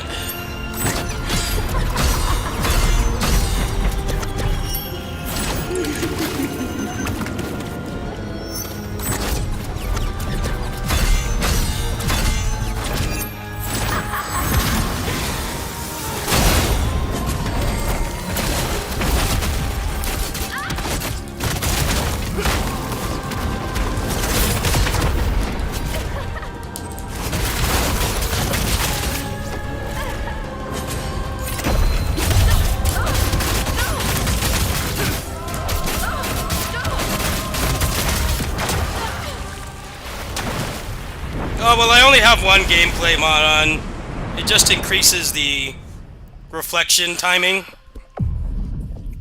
because it's one of the biggest complaints about this game, but it does not work on the counterattack. So the counterattack is legit. The only other gameplay mod I have is one that should be in the game by default, which is when you're out of combat, the stamina doesn't decrease when you sprint. Which is like the most popular mod for this game right now. It's something that should be in the game by default. But I only have one like gameplay mod on besides that. That obviously doesn't make the game any easier. It's just something that should be in the game by default. So the problem with the reflection mod is it makes the just guard timing a little bit too easy, and I don't like that. But apparently the way that the guy made the mod is he put like a flat value on every animation file, I hate to... and it would have taken a ton of work to do it otherwise. But it makes the reflect actually not feel trash to use, so I think it's worth it. But it depends. It definitely makes the game more fun on a New Game Plus playthrough, so I'll give it that. The attack speed and stuff, yeah, that's not modded at all. That's completely normal. Yeah, there aren't really a lot of gameplay mods for this.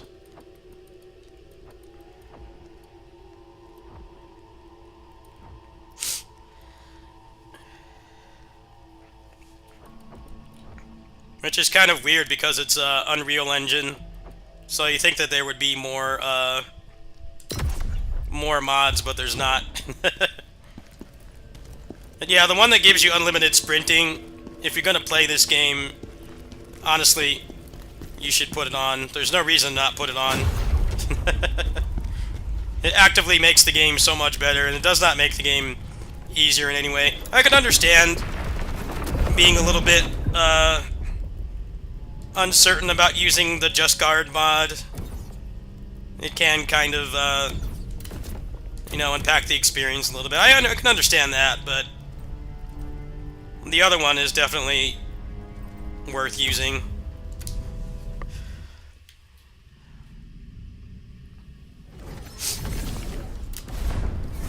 The attack speed, yes, that's unmodded. Yeah, hopefully this game gets more gameplay mods. But yeah, right now it's pretty minimal. A couple little small things. Banners! I don't see where the...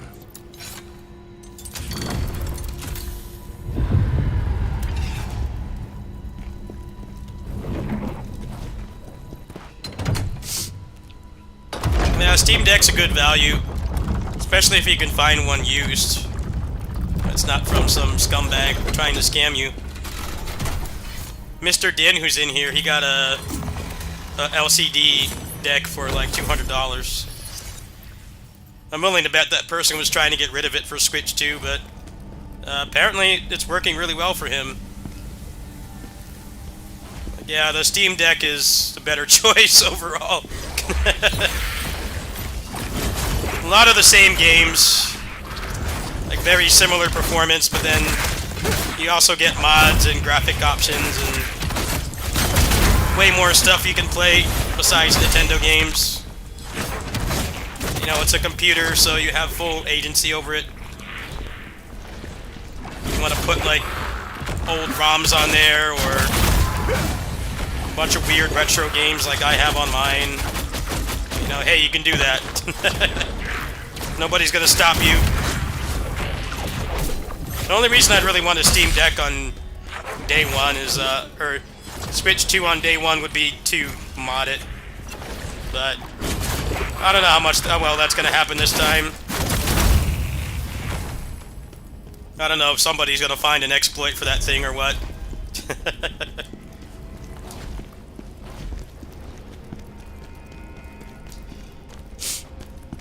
I mean, the only thing they have that I want to play on there would be Nintendo games, pretty much. Everything else I can just play on Steam Deck for a fraction of the price. I'm not gonna pay $70 Switch tax for the same game if I can get it for like $30 on PC. This doesn't make sense to do that. That's exactly what it's gonna be like. Cyberpunk is a good example. We're doing a Switch 2 version of that. I guarantee you they're gonna charge like $70-80 for that. You can get it on PC for $30. The Steam Deck runs it pretty well. Not as good as a, you know, big computer, but more than playable. The performance is actually relatively similar.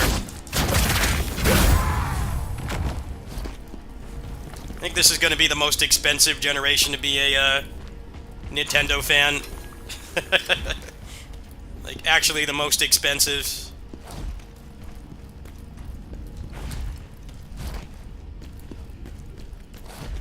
Talking like hundreds of dollars for everything.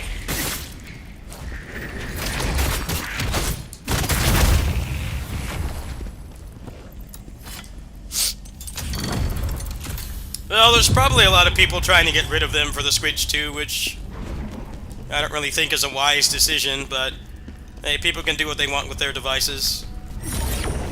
But yeah, if you get lucky, you might find one. I don't really think first-party Nintendo games is worth that much that much extra money to play the exact same games and have no mods or anything. What the heck killed me? That's alright.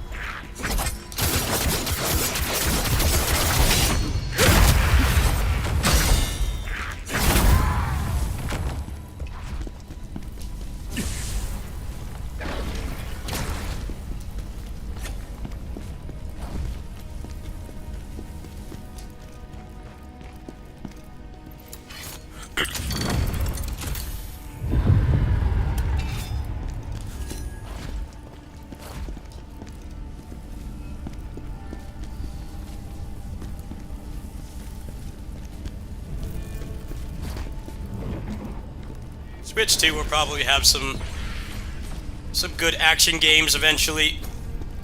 Well, what they showed at launch wasn't really impressing me. The new Zelda Muso looked kind of cool, but the frame rate honestly looked really bad. And they showed like very little gameplay, so I know I'm known for Muso content, but honestly, it would be like a $600 investment to play that game, so I don't think it's worth it, personally.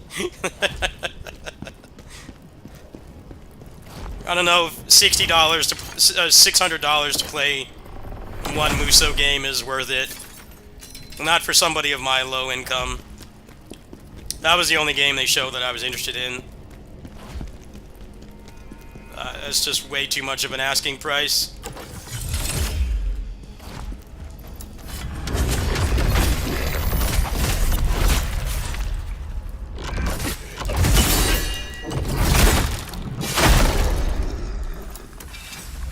Alice, come on. We can't save Werther. Let's just get out of here.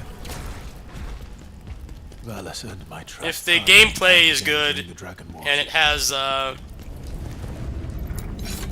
stable frame rate, it's not like Age of Calamity where it's like a PowerPoint presentation or an N64 game. I could see maybe borrowing a friend's Switch 2 or something. But buying one for myself just to play that is a little bit much. I don't think it's worth the investment.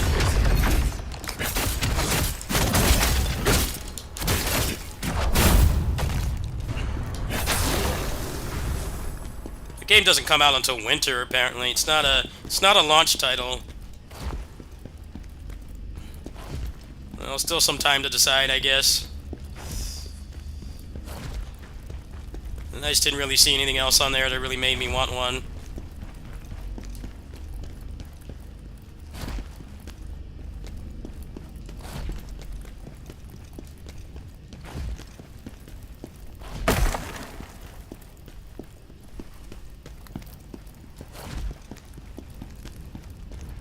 Yeah, you can check like Facebook Marketplace, but it's always a risk doing that because there always are people that are selling something clearly broken.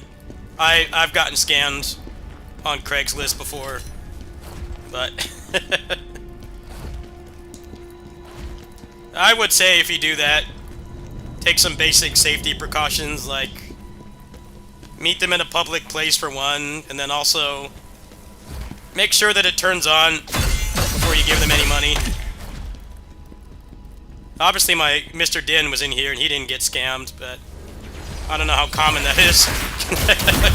People to actually be honest. Not screw over other hardworking people, but make sure it turns on.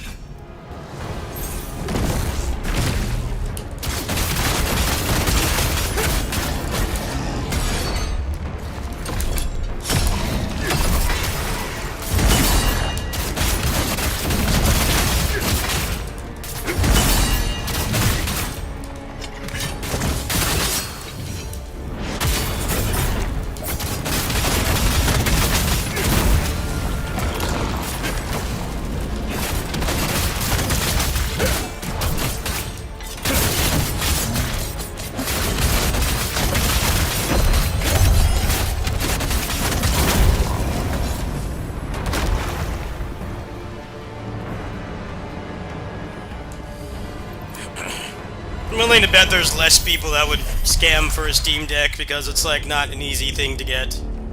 I think most people selling it have some kind of legit reason for it. Right now, for instance, it would be two main reasons I could think of. Switch 2 money or they're upgrading to the OLED model. And those are legitimate reasons, and if you get one from somebody like that, it'll be legitimate. I think you're far more likely to be scammed when it's a more mainstream device, like an Xbox or a PlayStation or something. But yeah, make sure you take those precautions. I mean, if it turns on, you're probably good. I would be skeptical if I bought one of those off one of those sites. I met the person and like it wasn't charged. I think that should be like the bare minimum. Bare minimum for selling an expensive device like that. Like it should be charged. You should be able to prove that it actually turns on and functions.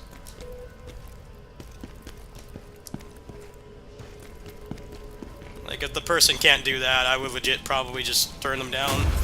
Which is why you would meet them in a public place. Prevent any kind of bad stuff happening. But yeah. I think with the Steam Deck, it's a lot lower chance.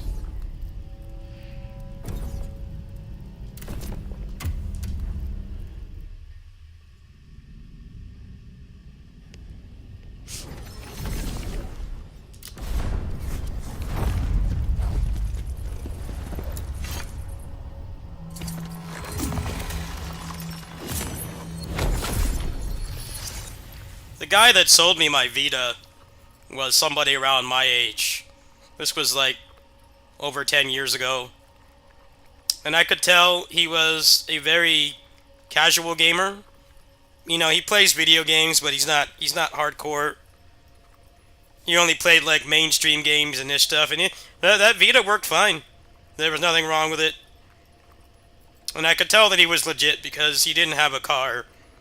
He had to take the bus all the way to my area across town to give it to me. He even went above and beyond. He had a game with it. It was some crappy shooter, so obviously I wasn't interested in it, but he had a game with it. I think he wiped the data, or I had to do it. I don't remember if I had to do it or not, but he took the extra mile and he charged it, which was like the main thing that I wanted. I would have felt bad, but if that guy had come across town to sell me that thing and it wasn't charged, I would be extremely skeptical. Now, granted, I lived around the corner from where I met him, which was at the grocery store, but I would not have trusted him if it didn't turn on. Generally, you're pretty safe. Unless it's like somebody trying to offload a banned console, but I feel like the chances of that are pretty slim. Somebody who got banned for like cheating on Call of Duty or something. That is something that people do. They try to get rid of banned consoles. And like for buying something like that can obviously really screw you over, but usually if it turns on, you're good. Relatively easy. I mean, honestly, getting back banned on a Steam Deck doesn't really even mean anything.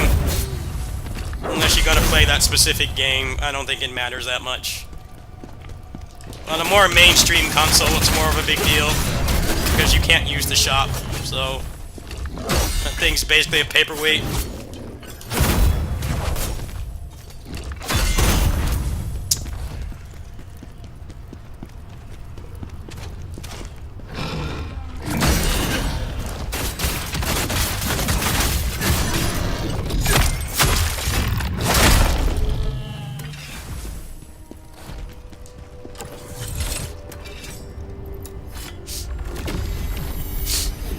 Strange magic inside the cave. There's something powerful in there.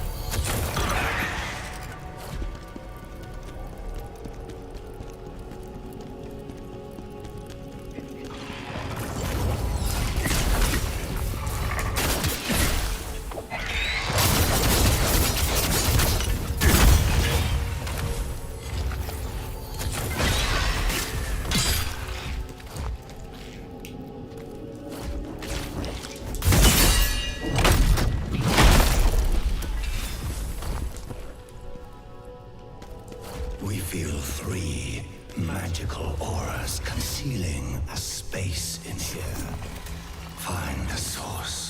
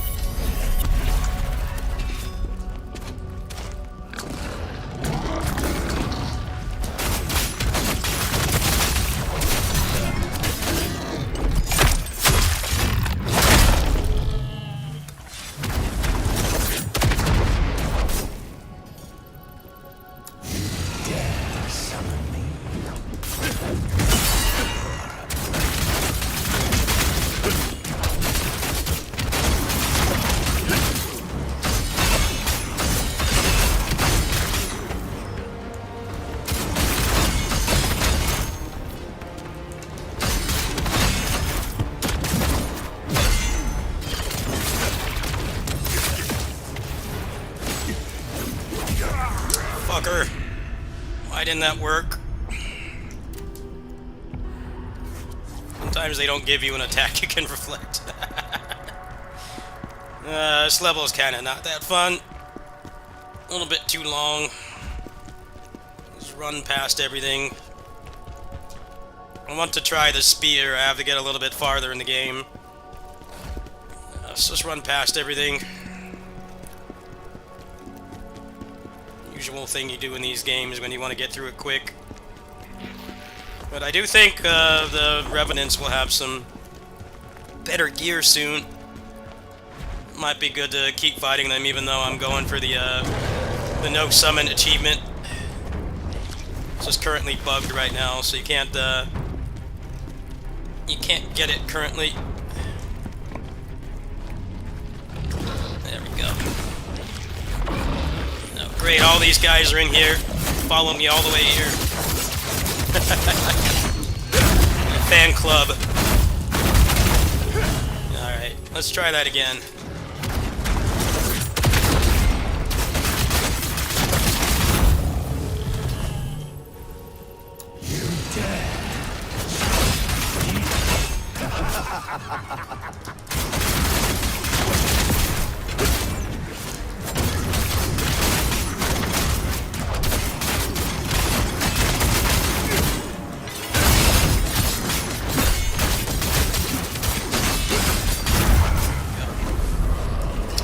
junk. That was not worth it.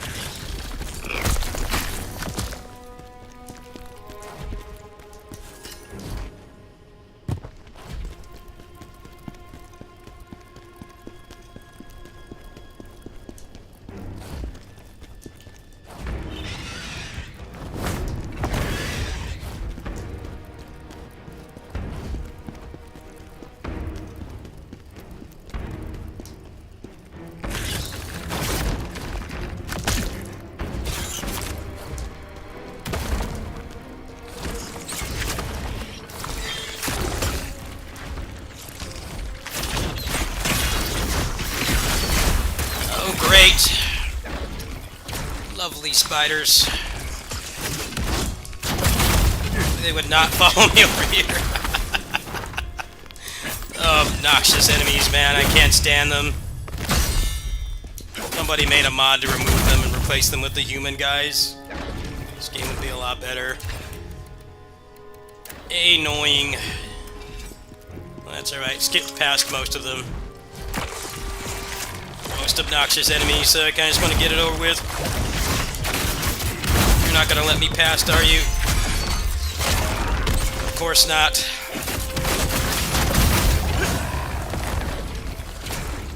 We're skipping all that.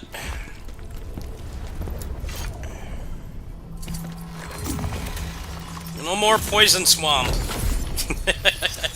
I'm tired of the poison swamp.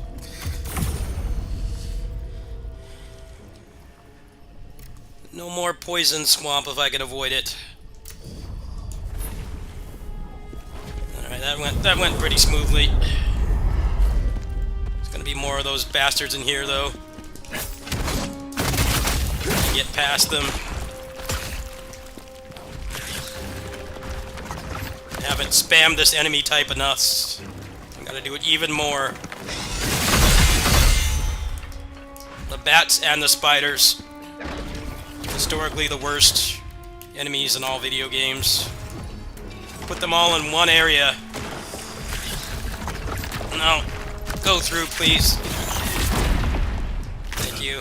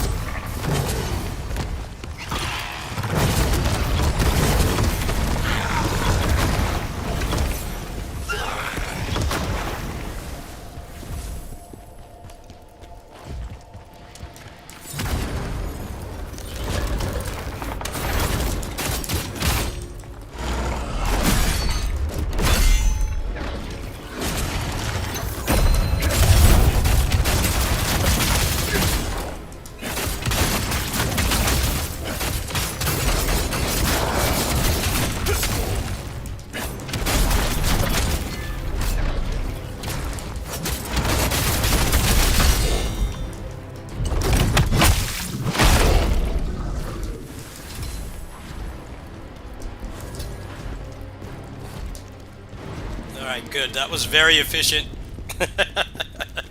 Yeah. The rule of thumb in this game, when they get their status effect fetish, just run past everything. The status effects in this game are incredibly restrictive. Just don't bother. Just don't bother. I think this game has one of the worst applications of status effects I've seen in a long time. Because you can barely apply it to the enemies. It's very one-sided.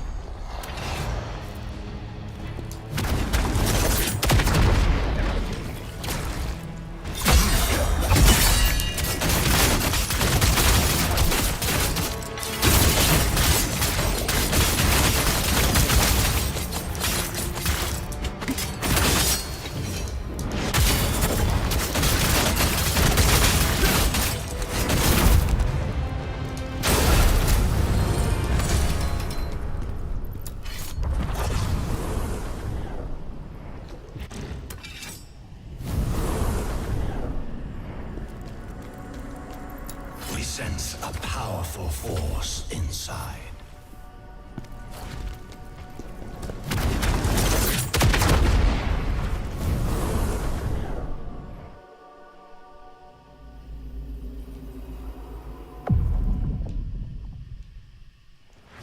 Another of Ozma's assassins. Come, see what happens to all the others.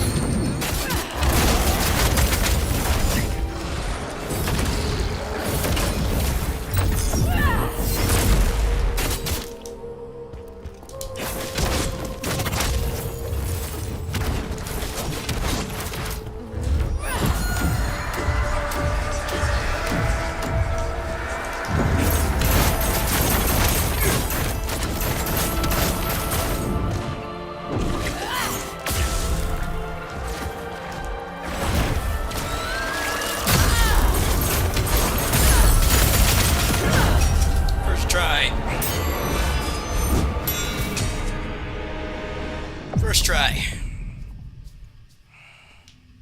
You're not. I thought you. We worked together. I was researching necromancy. But now it.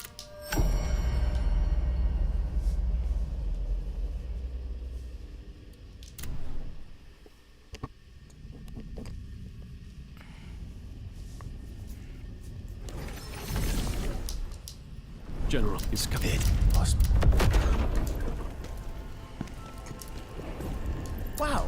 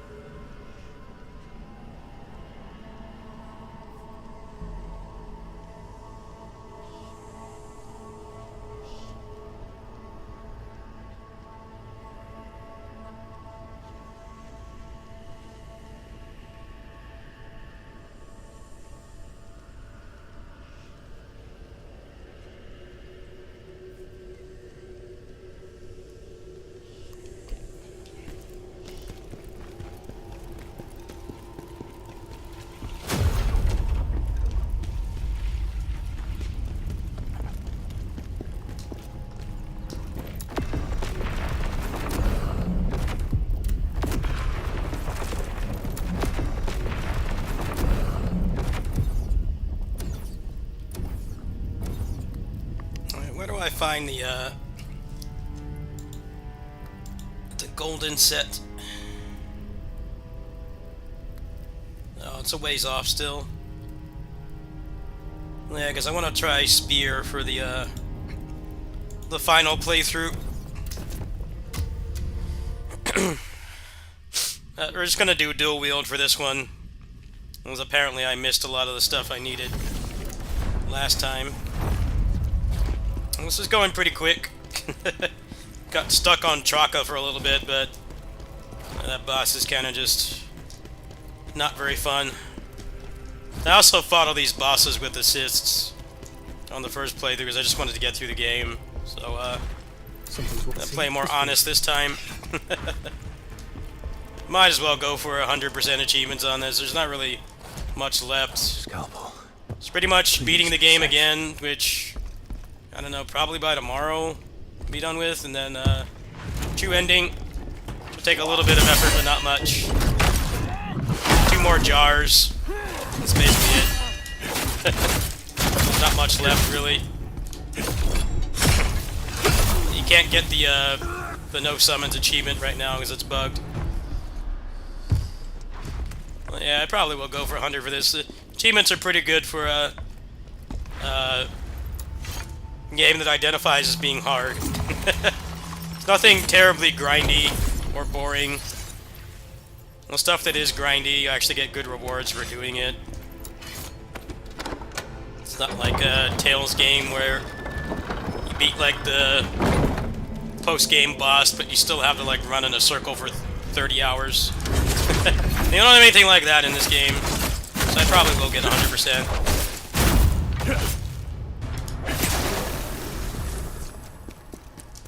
Actual sane people making the achievements. It's pretty much just do everything that takes skill. See all the content, you're good. I remember this level is pretty bad.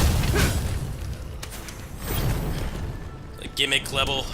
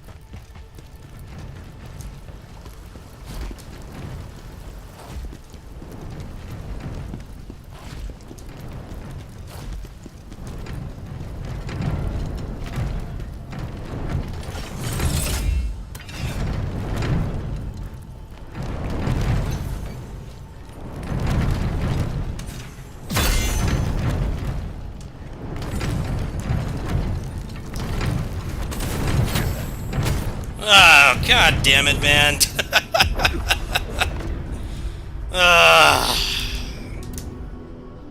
He's too stupid to, like, hang over the side or jump or literally anything. This is one of the worst levels in the game. It's crap gimmicks. Don't serve any purpose other than make the game longer. I got stuck here for, like, I don't know how long the first time. So it's like, why do they put stuff like this in games? It's not fun. It's just an annoying gimmick. Come on, you idiots! Get over there! They don't give you any checkpoint throughout, like, any of this either. Get hit by that once, you had to repeat the whole thing. At least give me a checkpoint if you're gonna make me do platforming with no jump button. Come on now. God damn it. Hate this.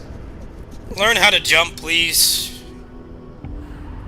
No one taught this guy how to jump. Can't do basic video game character things. It's too hard for him. You could jump or air dash, maybe this would actually be fun. Nope.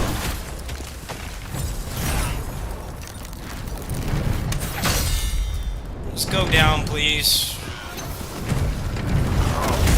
Shit level.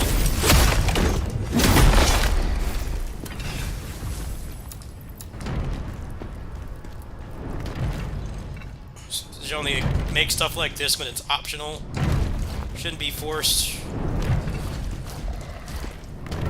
Go through this whole damn thing again. You can't, like, turn them off or break them or anything.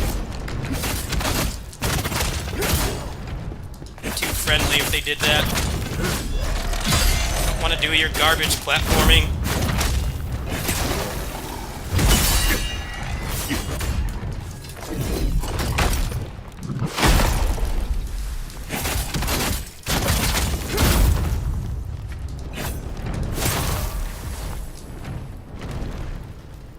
This guy is just here to make you fall off. Only purpose. Oh god, come on.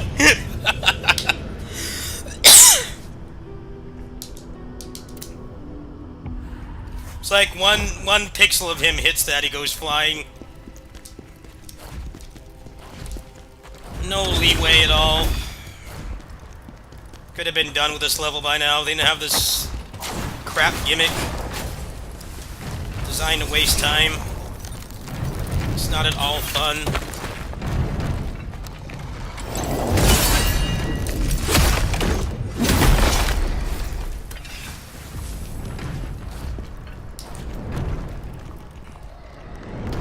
So, like, let's make a level around their weakness of this game, which is crap platforming. Let's make a whole level about it. Dude, why? Just don't.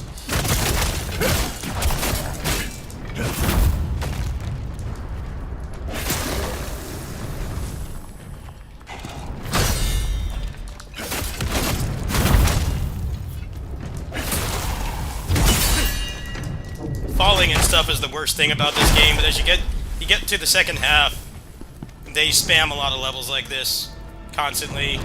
I really don't understand why, other than just to pad out playtime.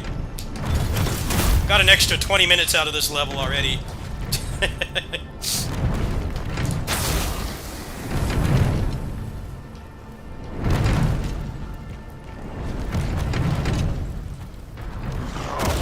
No, you're not gonna do that this time, buddy. Get out of here.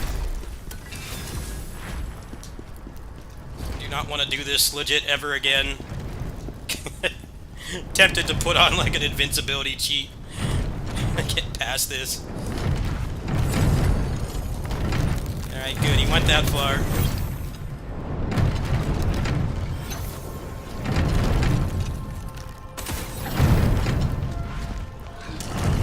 No, we're not doing that again. No more.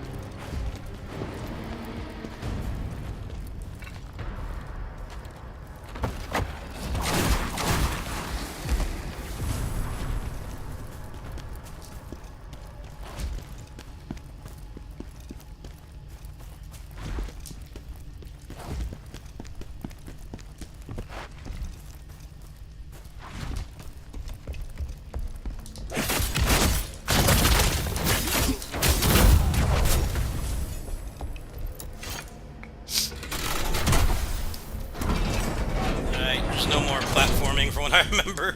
Thank goodness.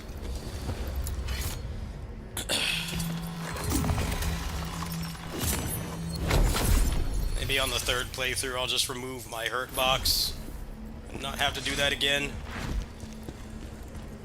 Horrible experience.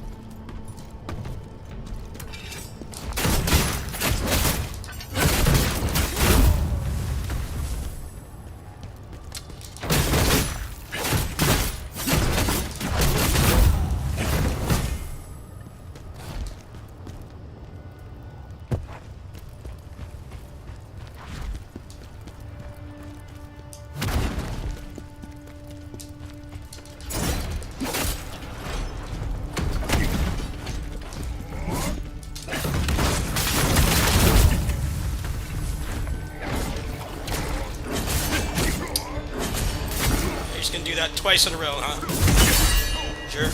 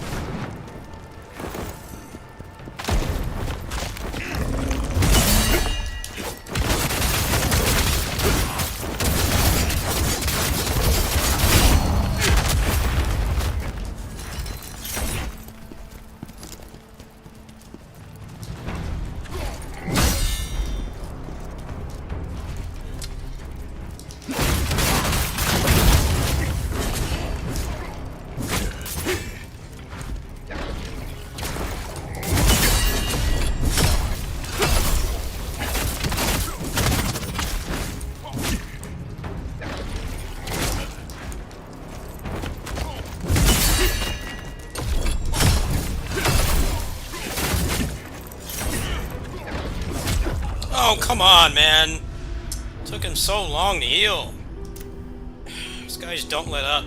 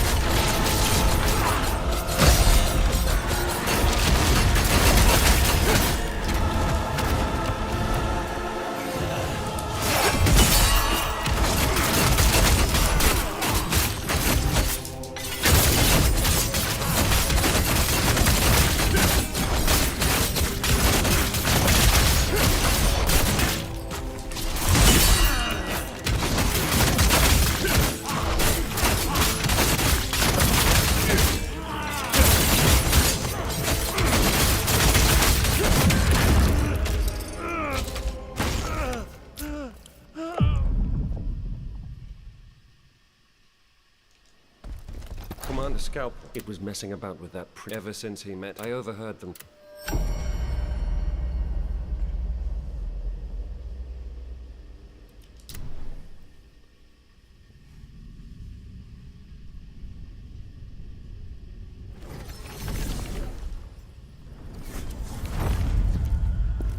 Revel.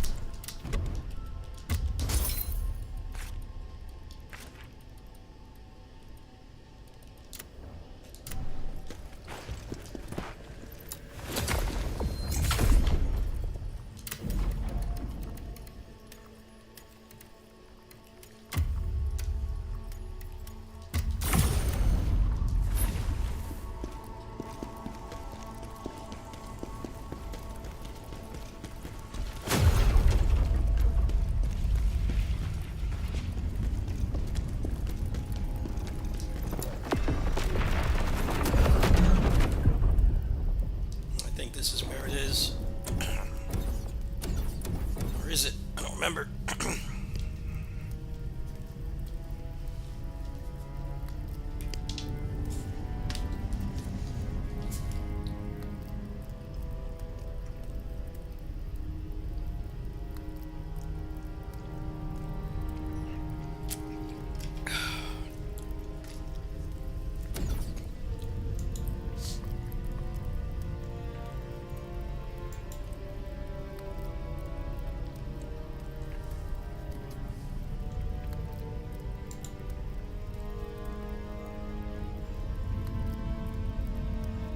Oh yeah, it's the one after this.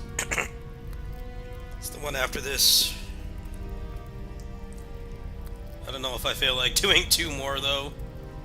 It's a little bit too much. By that point, I might as well just finish the whole game tonight.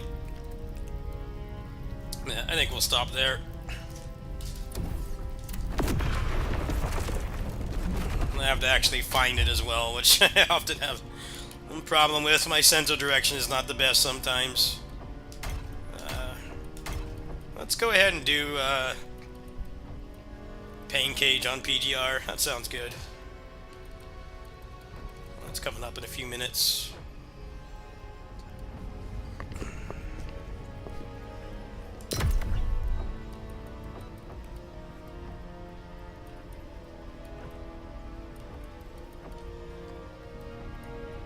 Gonna have to prepare for the next playthrough anyway, so better to do that next stream.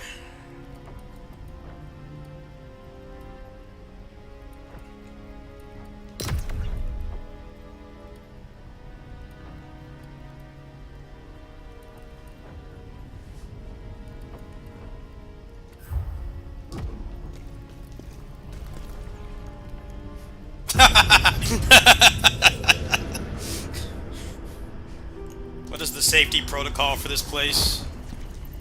Exactly like the tree town in Wolong. How do they like transport goods and stuff? I can't fathom how they do it. It's just big gaps you can fall down everywhere. Maybe install some like gates on the side or something. Like nope.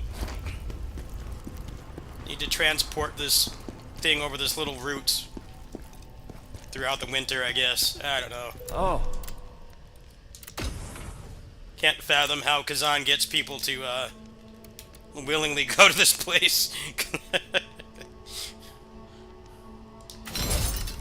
There we go.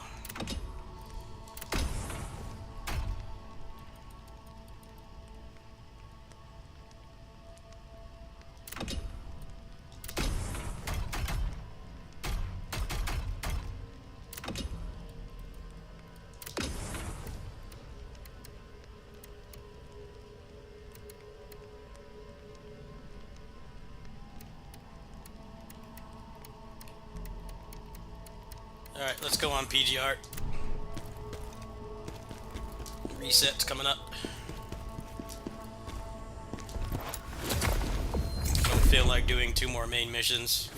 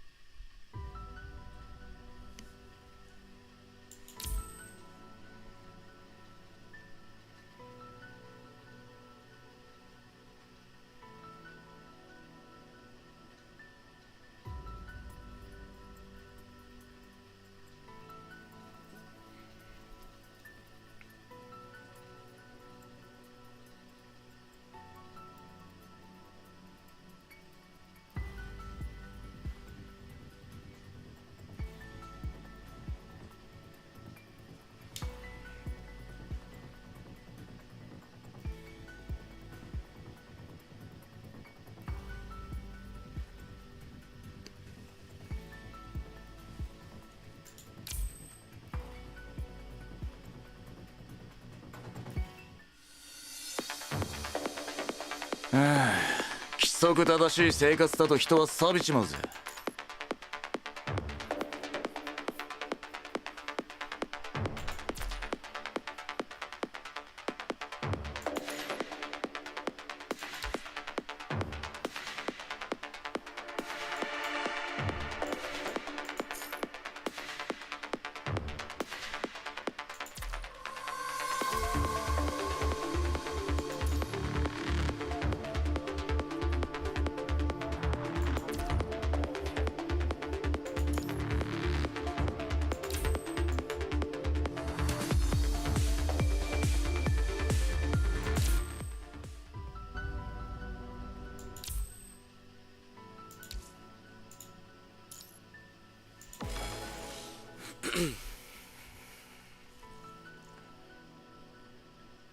最悪は全て私と共に虚空に返します。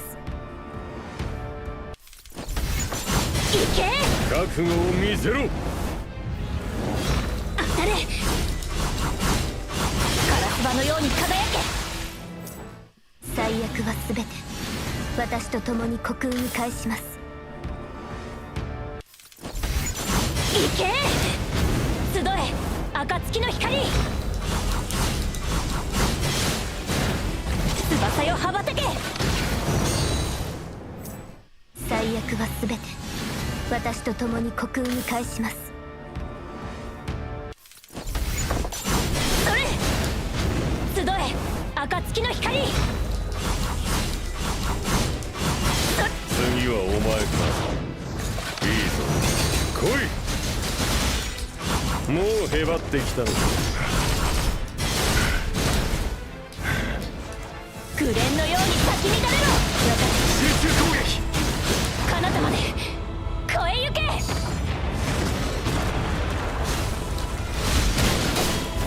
準備はすでに。もう死は恐れない。行くぞ。立ち止まるのはらしくない。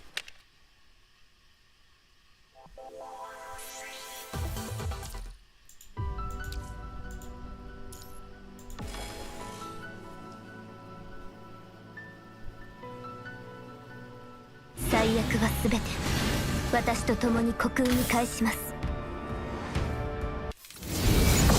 行け。集え暁の光。当たれ翼よ羽ばたけ。そ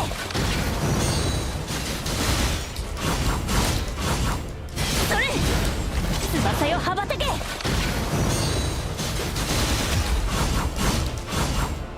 け。紅蓮のように咲き乱れる。集中攻撃。彼方まで超えゆけ。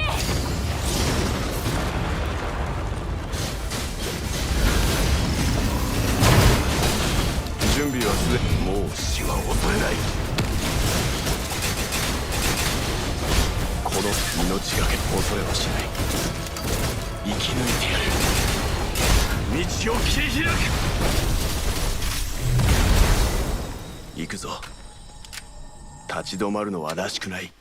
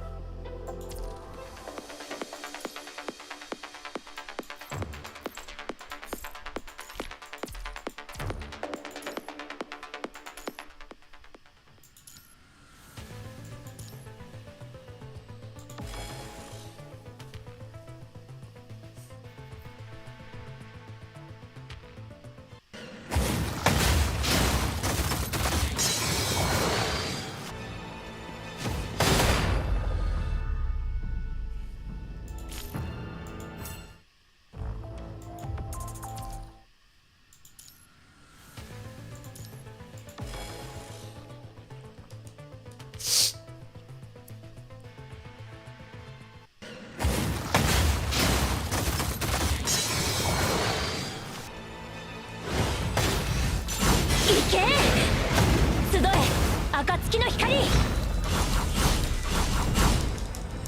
け翼よ羽ばたけ。行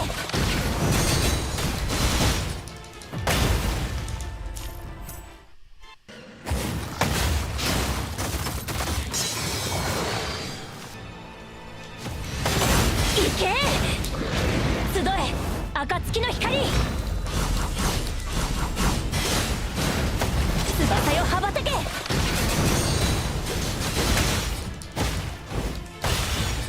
たれ。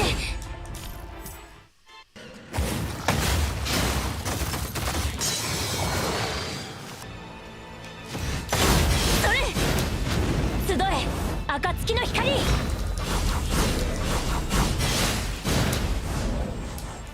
紅蓮のように咲き乱れろ。私集中攻撃。彼方まで越えゆけ。もう死は恐れない。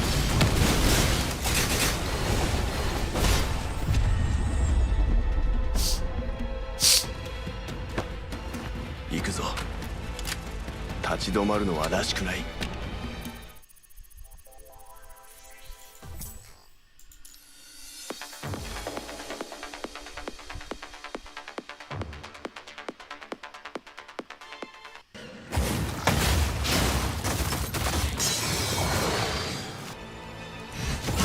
それ集え暁の光。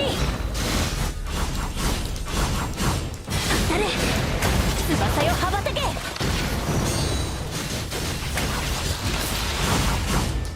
行け紅蓮のように咲く。集中攻撃。彼方まで越えゆけ。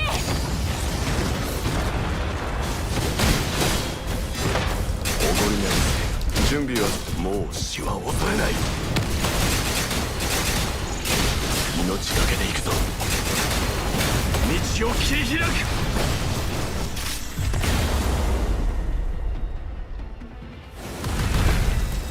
行くぞ。立ち止まるのはらしくない。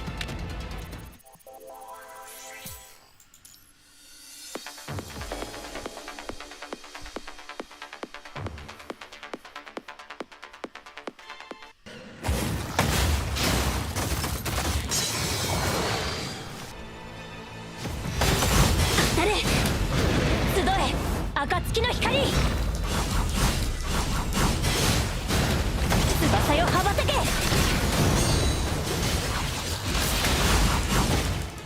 たれ紅蓮のように咲き乱れ。集中攻撃。彼方まで越えゆけ。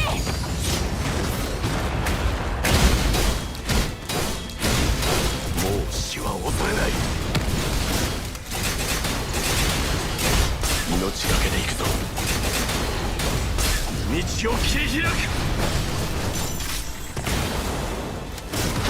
もう死は恐れない。